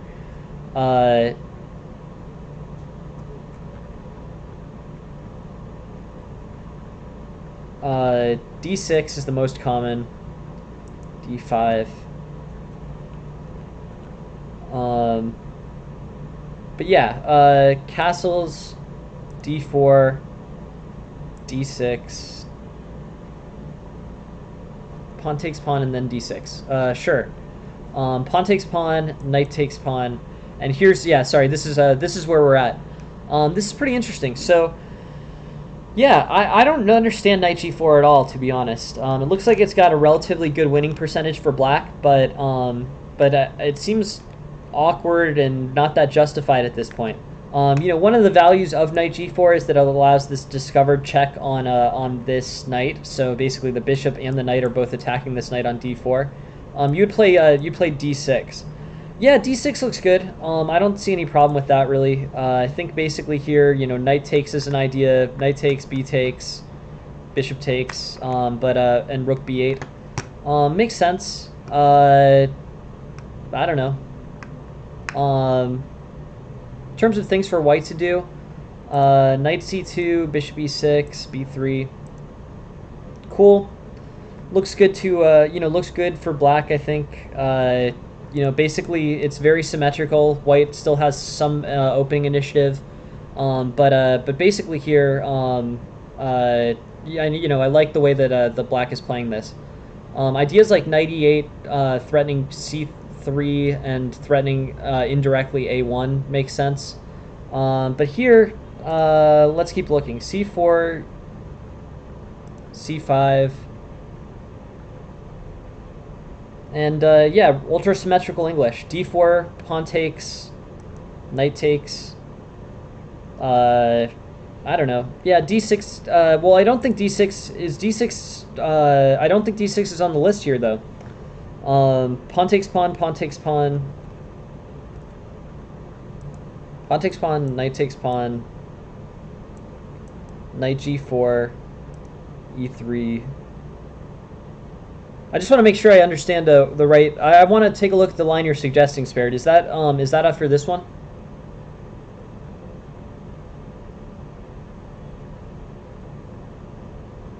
c takes d4, knight takes d4, d6. I think in that particular case, this knight on c6 becomes undefended. Doesn't it? So knight takes c6, pawn takes c6, bishop takes c6, rook b8. I mean, I guess, you know, black gets good compensation here, right? Like this threat on b2 is pretty solid. Bishop can play to e6 and have threats on c4. That makes sense, I guess. But yeah, overall here, I think black's in pretty good. You know, black's basically in a pretty reasonable place. The white eval is not that great. Queen a5 is probably, you know, I guess the suggested move. But I've never even seen the knight g4 line, so that's interesting. Let's look at the queen a5 line. This keeps this knight fully defended. The issue with d6 is, you know, it basically gambits a pawn. It might be worth it. It might be a good threat on b2. You know, I do feel like black gets like good positional compensation for this. His pieces are better. But with rook b8, I think he's gonna have you know, it's gonna be sort of tricky to regain that sacrificed pawn. I play queen a5. This is what I like the most here. Knight b3, queen h5, e4, queen takes, and I don't know.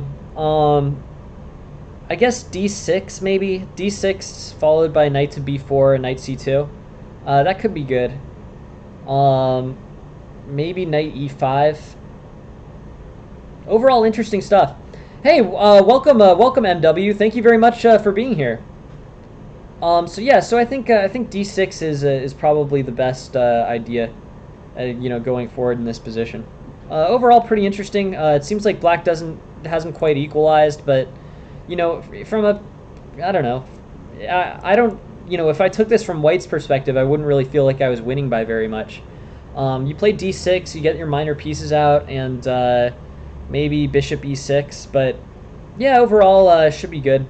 Nothing too frightening here in my eyes. D takes, knight takes, e5.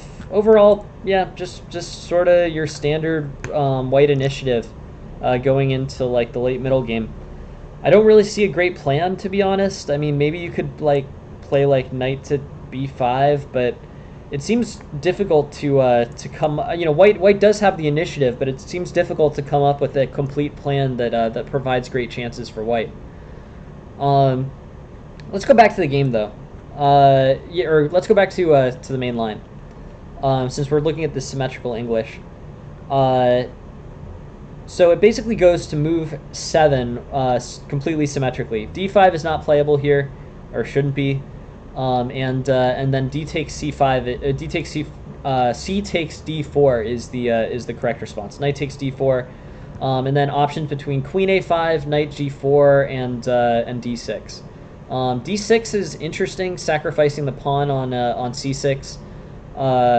It ends up being the b7 pawn gets sacrificed, but opening a file for the rook. It's just interesting. I mean, it looks like black never really fully equalized. It's just been that one move symmetrical game the whole time. Interesting. Knight to g4, bishop e3, sure. All of this looks fine. And I don't know. d6, I guess. A move earlier, if you don't play this pawn takes d4 move, you can play d6. On d6, d5 happens, and then knight a5, knight d2, a6, queen c2. And overall, you know, this looks pretty good for black. You know, b5 is going to be pushed soon. I think white should probably play a4, although that's not the preferred line. Preferred line is b3, where I would respond b5, bishop b2, and then b takes. And, you know, here I mean, I guess it's, again, you know, you're sort of looking at the same, you know, half a pawn advantage, but definitely some good opportunities to attack the, you know, to attack the queen side here as black. Black feels like he's got more control over what's going on the queen side. You know, in the center, white's better for sure, but I don't feel like black is without counter chances here. Bishop h6, f4, e5. All this is fine. And I don't know. This looks fine. White's up half a pawn. That's all good.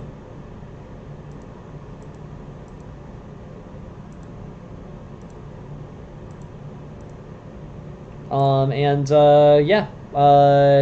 This somehow, this in this mainline theory, it seemed to get, the divergence seemed to get wider. It just basically ended up turning into a regular game. But this is, I think, hopefully a helpful summary of the symmetrical English. Many transpositional opportunities, many different options. So it's sort of important to stick with your, with your intuition and with your fundamental play here. This game is not super difficult to play. You can just sort of, basically play cautiously and symmetrically, and basically, you will have to find a way to recover against White's continued initiative of half a pawn or whatever. But here, d5, knight a5, knight d2, and Black's basically looking pretty good. Queen c2 maybe, rook b8, b3, b5. This is a pretty much pre-made game. Looks good, and both sides have solid chances. Just really time to play chess. I'm sure grandmasters have this memorized 20 moves in, but I think basically I would feel pretty comfortable playing this as either black or white. Symmetrical. You're sort of hoping for an error, I guess, as black against white. Otherwise, White's just going to carry his initiative through symmetry to a very late point in the game. But yeah, I like it. Nothing particularly frightening there, and I think generally black is good. It's the winner of this game will go to probably the person who can come up with the most, the best tactical idea here. Positionally, that's sort of scattered. I don't know how great. The strategic concepts are beyond just continue to advance on the queen side, but I think basically pretty good for black. The winner of the game will be the one who plays more accurately. Very interesting symmetrical English. Maybe we can go over c4 e5 next time, but I wanted to get to the English tonight, and really wanted to take a look at that. Awesome. We've got two more. We've got Coop Drake's game, and we've got Vertwich's game. Here is Coop Drake's game. He is playing white here, I believe. And we will look at this. Cool. Interesting. Interesting situation. Hey, thank you very much for the follow. Thank you very much for the follow, Lord. Appreciate it. Yeah, you're playing black here. Sorry, I sometimes get the names confused. Thank you for saying something. Thank you for saying something. Yeah, so you're playing black against the Italian game. Here, okay, so here's one of the lines that I play. I play a line here that is not correct, and I probably wouldn't advocate it. I play Queen f6 here. C3 is a tricky line for black to play against. It poses black some kind of difficult questions. Here the main line is knight f6. It goes d3, d6. But the line that I'm actually the most worried about as black, and the reason why I don't play knight f6 is d4. So the center game: c takes d4, c takes d4, bishop b4. Bishop d2, bishop takes, knight takes, and I've never really liked black's position all that much here. He played d5, pawn takes d5, knight takes, and overall, I think this is pretty much good for white. This center feels much better for white. He's I think a tempo ahead in development. And I guess this is relatively equal. But I never liked this position as black. I always just thought, the rook his rook's going to get to e1 first. He can play moves like bishop takes d5 and queen take b3 and knight to e, probably not knight to e4, maybe knight to e5. But I don't know. Maybe I should give a better look to this because it's not really rational, but I never really wanted to play this line. Um, I always play queen to f6, which is totally a junk line against c3. You play knight f6. That's the correct line. I would never. I mean, this is the correct line. I wouldn't want to talk you out of it. My queen f6 here is junky. I've won a bunch of games. One of the benefits of queen f6 is it really holds this d4 square, and also allows for very quick attacks g5, g4 on the king side as black against white. I've won I've won pretty high level games with this. Beaten 2300s out of this queen f6 line. But knight f6 is knight f6 is correct. So let's stick with the correct line. Knight g5 and castles, and black's a little bit better. Queen b3. You do need to defend the f7 pawn. Queen e7, I guess, sure is not that inaccurate. Bishop takes f2. Yeah, okay, so this is better. Bishop takes, king takes, knight g4, and you get to take the knight on g5. I like that. Solid idea. Okay, cool. So I guess that offers a tactical improvement. But knight f6 I like. This is the correct move. Objectively the correct idea. Yeah, no, it's sort of an unusual looking move. But yeah, here, after queen to b3, bishop takes f2, and knight g4 can be played. It can't be played on the previous move. Here, knight g4 and just queen takes knight or whatever, but you did have a shot at bishop takes f2 on the previous move. Queen e7 is fine. No problems with queen e7. Overall here, I think white's attack is not really going anywhere. Threats on f7 are not going to stand, and then d6 I think is the way that you can move this forward. That's what I would go with here, and I think things are pretty much all right. Queen e7, castles, a5, b4, and I think basically black is fine. There's not really much pressure being placed on him. I think you can just sort of respond with quick development, and good things will happen for black against white here. Knight h3, I'd play bishop takes h3 probably. I would double the pawns, I think. You don't have to, but I think this is probably still good. I understand that the rook's going to align on g1, and basically your white's going to start attacking you, but I don't think you can do it quick enough to make this not worth it. This double rook pawns are really going to cause white some problems if the game continues onto an endgame. It may be a problem in the middle game too. If you play things like knight h5, knight f4, queen h4, white's basically going to get some pressure, or black's going to get some pressure on white here. So overall, I think I would play knight to h5, queen to h4 here, and just roll on. There's threats on f7. You can play knight to e6 maybe, but overall here, I like black's position. Knight to h5, queen to h4. White's going to have a lot of trouble maintaining his pawn structure. Also, the e4 pawn is hanging, so he'll have to find some way to deal with that. Probably d3. But yeah, I like black's position here a lot. Bishop e6 is probably fine, not as good as bishop takes h3.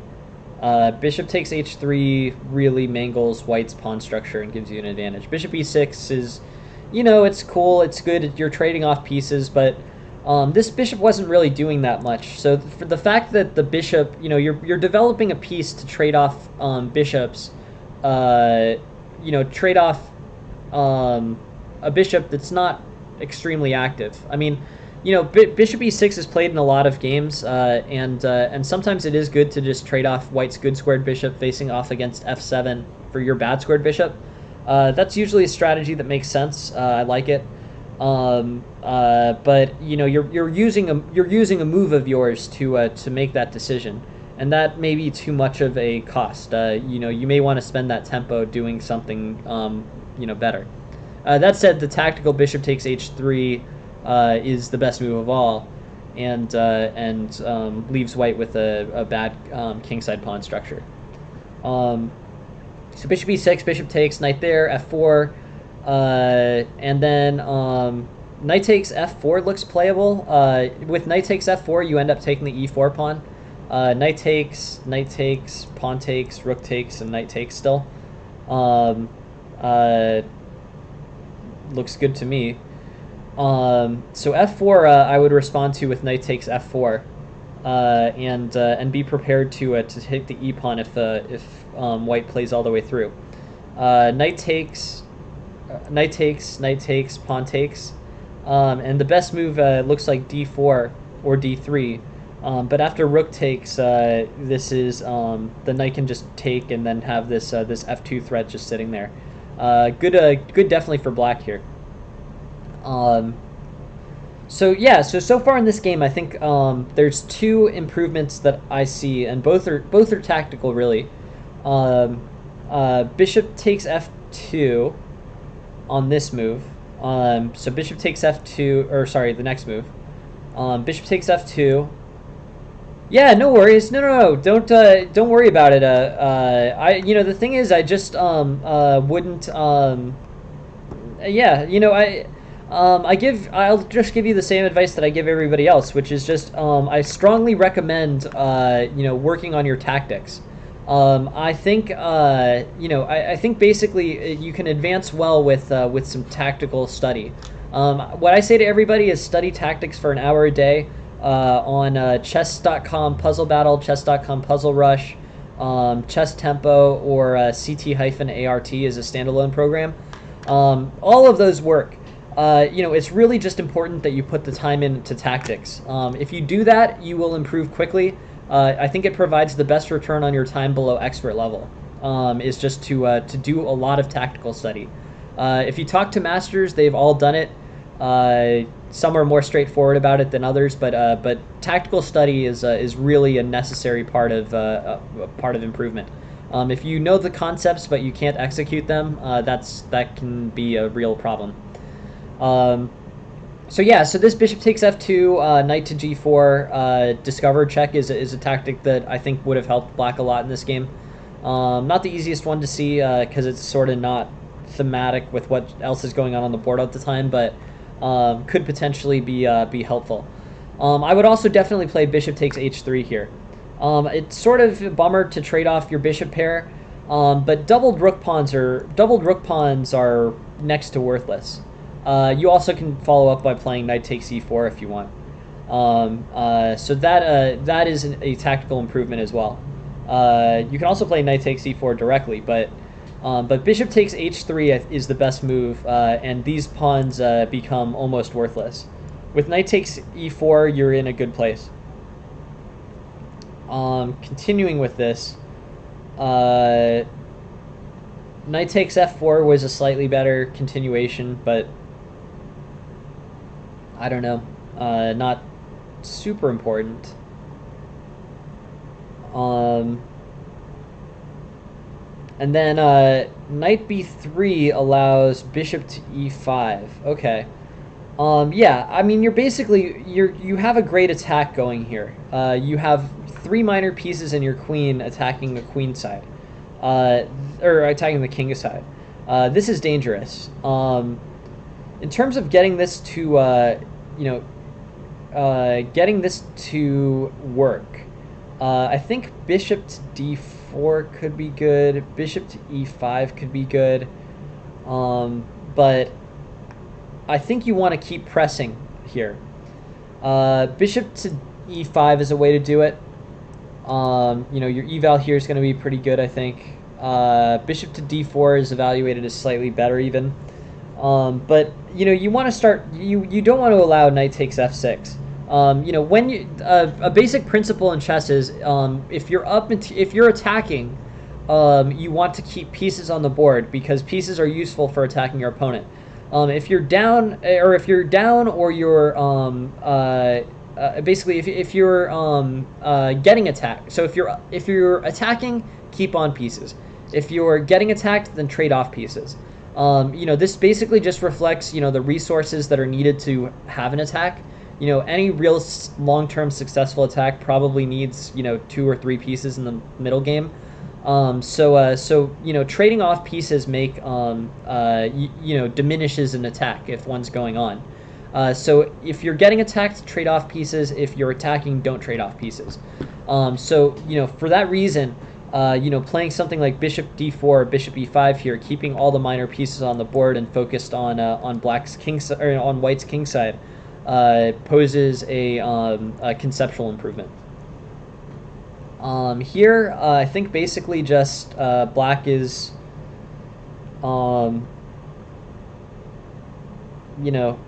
Black seems to lose lose that knight. It's probably not ideal.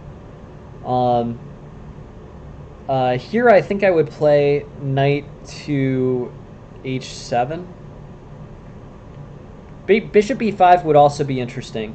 Bishop e5 offers you some kind of mating opportunities with like queen g4, but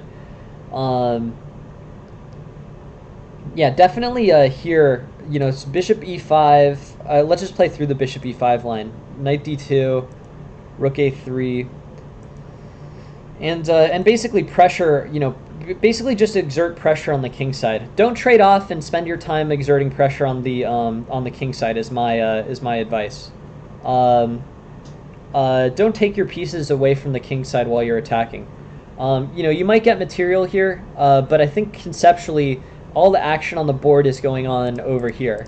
You've got your knights over there, you've got your bishop over there, you've got your queen ready to come in. Just keep attacking him over here and see how that goes. I think that's a stronger, I think that's a stronger choice than to start moving resources to the queen side. Queen g4 bishop to e5, queen to g4 might be an idea.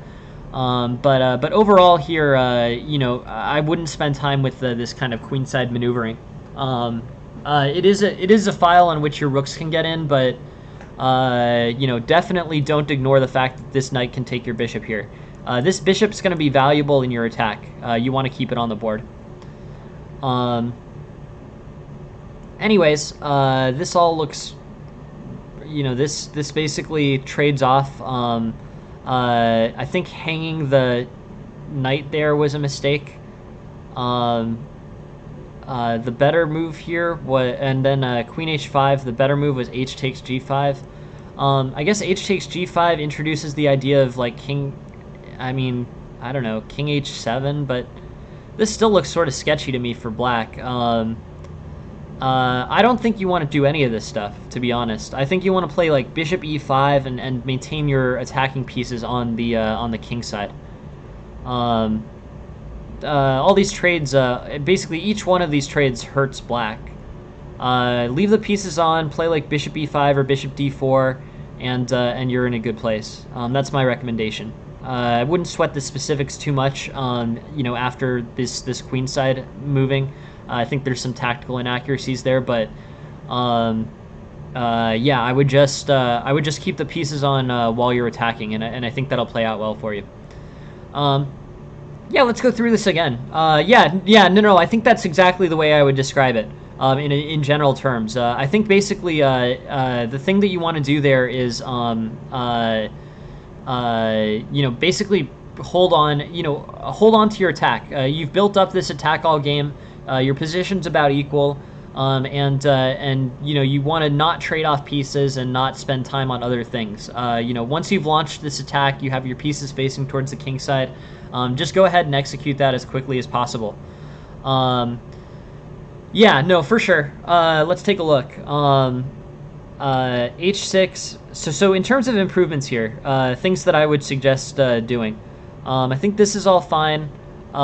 Here after queen b3, you have this bishop takes f2 tactic, which looks pretty good to me. It's a little tricky. Like after king f1, do you play bishop b6, or like what do you, how do you save the bishop without losing the f7 pawn? Maybe you can lose the f7 pawn because this this file would be open. So like bishop h4, knight takes f7, queen e7. I don't know, like queen knight h6 or something. But you know, you'll get a lot of pressure with this open file. This will end up working out well for you as black, even giving up the f7 pawn. But otherwise, you know, if king takes f2, then just knight king takes f2, knight g4, and then queen takes g5, and you'll be good. Otherwise, I think you're good. The next idea I have is bishop takes h3. This looks good. Knight takes e4. I think that's an improvement. I think you don't need to worry so much about this diagonal. I think if you have an opportunity to double and isolate these pawns on the rook file, you know, there's no way that these make it through the game. Like, you know, you can take these pawns off. They're very vulnerable to attack.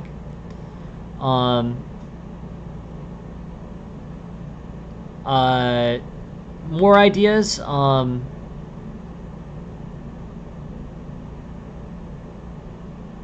Yeah, you've basically moved all your. This does get sort of stuck. I don't know. Rook takes a4 is good because it gets you that material that threatens the knight. Makes sense. But I think basically, you know, things like bishop to e5 here, and you're good. But yeah, I think too much time is getting basically. You know, it sort of slips away with knight takes f6 too. It's not just that you're spending time on the queen side that you don't have. Like, you can just basically play bishop to e5 and continue to cement your attacks on this king side here. This is yeah, this is good for black. Solid. And I think basically, you know, you're if you keep the pieces on. This bishop can be very important to you, and you'll have good chances on the king side. Don't trade off, basically. If you're attacking, don't trade off. If you're getting attacked, do trade off. That's my one recommendation on this topic. Like, you know, you need pieces to attack with, and your opponent needs pieces to attack with, depending on who's attacking. So if you can trade off, if you can trade things off, then it gets harder for the attacker to complete their attack. But overall, those two tactics, and then just conceptually don't trade things. Just keep things focused on you know, keep things focused on attacking the king. You've got all your pieces over there, and they're going to be pretty powerful over there. So it sounds good. But yeah, very interesting situation, and yeah, thank you very much for sending the game.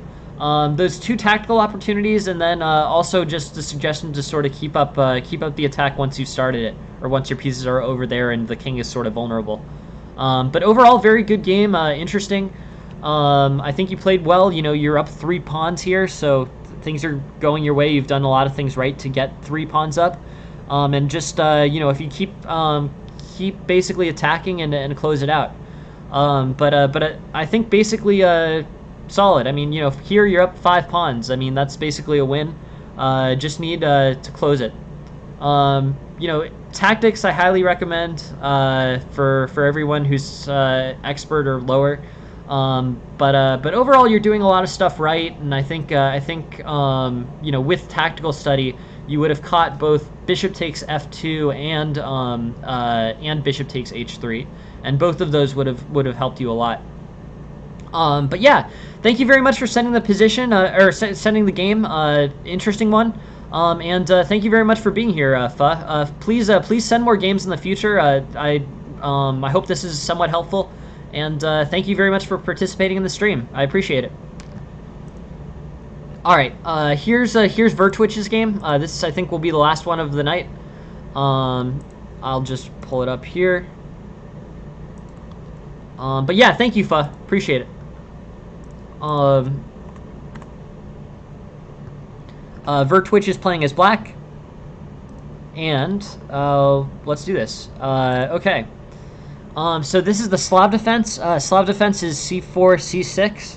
Turns into the semi-Slav if e6 is added to this. But this looks like it keeps the Slav formation the whole game. It's like an exchange Slav, I guess you would call it. Yeah, Slav defense exchange variation. Okay, cool. All Awesome. Yeah, cool. Yeah, feel free, FIFA boy. It's nice to have you here. Thanks for joining the stream, even if you're busy. And then yeah, some major volatility in this game. Okay. Yeah, cool. So Vertwitch sent this in. I really want to look it over. And let's see sort of what happened. This is the Slav, the white basic. This is, I think, the best continuation for black out of the Slav. Knight c6 is preferred over bishop f5. I think they're probably both fine. They're both in the opening book. I guess, I don't know. Moving knight c6 is probably the best idea. You know, this sort of eliminates... Hey, Matt Yop, thank you for joining the stream. But yeah, so I would say knight c6 or knight f6 here. Develop your knights before the bishops, I think. Hey, I'm good. Yeah, just doing some analysis, and we're on the last game of the night. But yeah, it's good. It's going well. So yeah, knight c6, knight f6, I would recommend. Here, basically my ideas, you know, moving these knights I think is a good idea. But bishop f5 should be fine. Wait, no. Here, what happens with queen b3? How does white deal with that? Or how does black deal with that? Knight f6 and then hang the b7? Yeah, okay. Yeah, I'm wrong. I think you need to basically develop I would play knight f6, but I think you need to develop one of the knights. Bishop f5 makes queen b3 too strong. I was just thinking it's all vulnerability. Yeah, of course. The main way that I'm taking games in now, Matt Yop, is through Discord. But yeah, of course. Yeah, you can send Lee Chess games too. But if you send them on Discord, that's probably the easiest. But yeah, it'll probably be for a few days from now, Matt. Yeah. But yeah, please send it. I'd like to see your game, and we'll definitely go over it. Yeah. So thanks, Matt Yop, and we'll play we'll play out that game at a later point if you send it. So bishop f5 I think makes queen b3 too powerful, but queen b3 isn't played anyways. e6, knight e3, and I think basically here black's in a pretty good place. You know, queen a4, knight c6. Black is all right. Yeah, of course. I mean, I would do as many as you want, Matt Yop, but 10 is definitely a start. So keep at it. Matt Yop, you know, puzzles, puzzle battle, puzzle rush, chess tempo, and CT-ART. All good options and all things that'll help you, I think, in the long term. So knight c6, castles. I think queen b6 here maybe. Yeah, this seems to hold everything together pretty efficiently.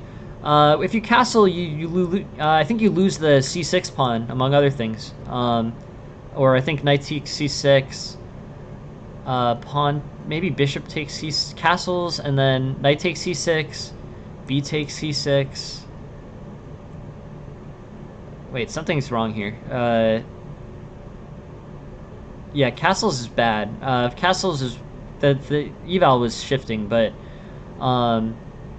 yeah, I think you need to play knight c6. Here, you know, basically develop this knight. This queen a4 can be really difficult to play against, and if you basically play like bishop takes c3, and then knight f6 and then castles, that's probably your best way out of white's difficulties on the queen side.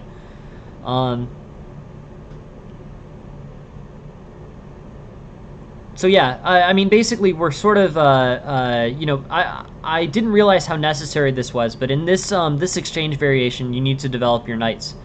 Cool. Yeah, that's perfect. That's exactly where you're supposed to send it, Matt Yop. And I don't know exactly when it'll be, but I'll send you the lesson that it'll be in as soon as I get a chance. But thanks, Matt Yop, and thank you for being here. But we'll take a look at it soon. Next, you know, probably a couple days. But thank you very much for sending it, Matt Yop. Appreciate it. Castles, knight takes, and then basically, you know, the bishop hangs, so the queen takes it. I don't know if black gets back into the good position here.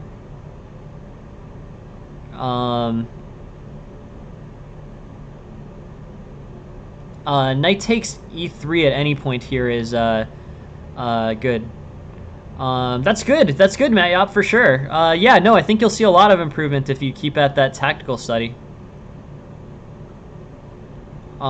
Here, I wonder maybe, the entrant is recommending queen f4, really putting the pressure on e3. That's probably a good idea. Just exert pressure on e3. You know, well, white doesn't really have any moves that can get to your queen. This is the one that kind of plays out that pin, which is awesome.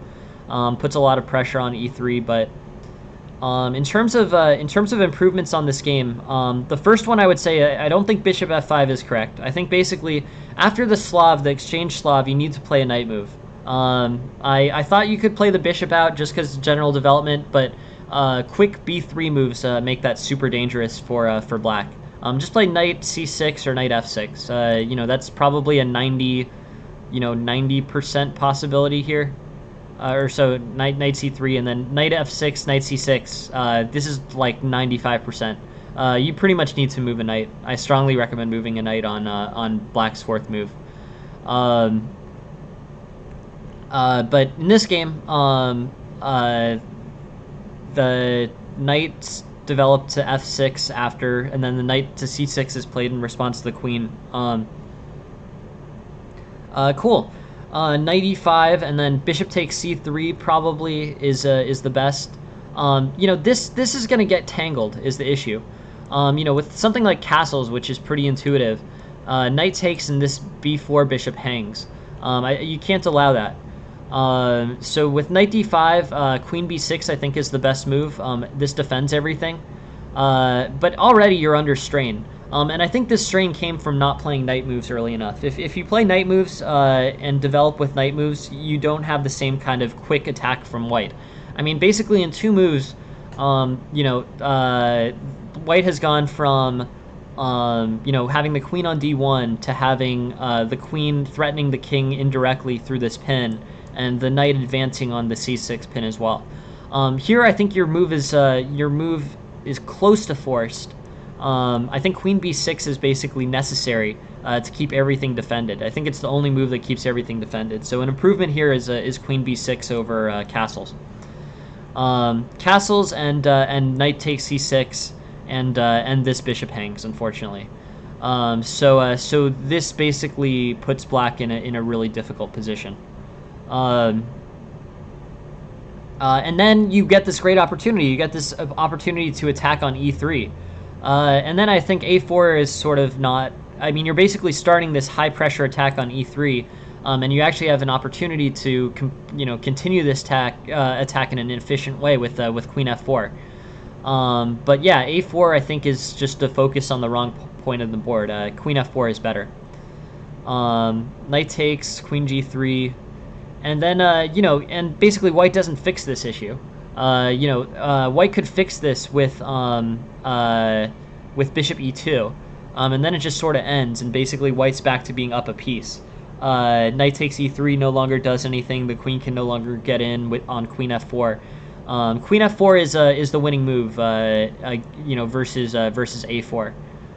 But white continues to offer opportunities to attack and progress on e3. So continuing with that leads to a win for black, which is great, and great tactics to close it out as black.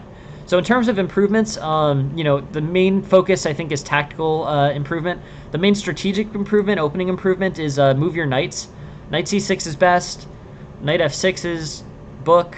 I mean, these, move a knight, is my point. Otherwise, this queen's going to get too powerful. Queen b3 is too powerful to go against. Exchange Slav, play a knight out on the fourth move. This is a definitive explanation of why. We looked at it. Moving the bishop out here makes queen b3 too powerful. You can't let queen b3 get that powerful in this exchange Slav with the attacking file open on the king. In terms of continuing this, I think you're pretty good. Knight c6, castles, pawn takes. I think if you don't castle and you play queen b6, you're in pretty good shape. You're fine. So that's a tactical improvement. And then now you're sort of playing catch up. And I think your idea to attack e3 is great and leads to you winning. But the way to continue this now is queen to f4. A5 is just a focus on the wrong part of the board. Queen f4 puts the pressure on e3. This is dangerous for white. It's the way to continue an attack. This is just a tactical site. Really, I strongly recommend continuing your tactical studies. You'll see crazy stuff like this, and it'll really help you. I would have won this game for you a few moves sooner. Anyways, white doesn't fix it, and then pressure, tons of pressure on e3, and then black gets an awesome mate. So yeah, so overall, really good stuff, Vertwitch. Thank you very much for sending the game. Yeah, I appreciate you doing that, and yeah, I think you've got a lot of I think you've got a lot of ability to improve. I think basically, you had some really correct fundamental things. I like the pressure that you put on e3, and with tactical study, you see tactically advancing moves like queen f4, which is awesome here. Super great way to attack e3. But you see queen f4 and pressure on this king, and overall that's really good. With good tactical execution, you get the winning shot in sooner. You still got it in, but you required white to play h3. If white plays bishop e2 here, then the attack kind of diminishes because you no longer have that pin. But yeah. Thank you very much for sending the game, Vertwitch. I hope that was helpful, and thank you all very much for joining the stream and for spending the time on it. Definitely keep playing or keep sending games. I'm really enjoying the games that I'm seeing. I think you guys are all kind of moving in the correct direction. I think you're improving, and with more tactical study, I really think I think you guys will improve very quickly. This is great, and appreciate you guys spending the time. Thanks a lot. Thanks for being here, and the next stream is at 10 a.m. Eastern tomorrow morning. Thank you very much for being here. Have a good night. Thanks. Bye.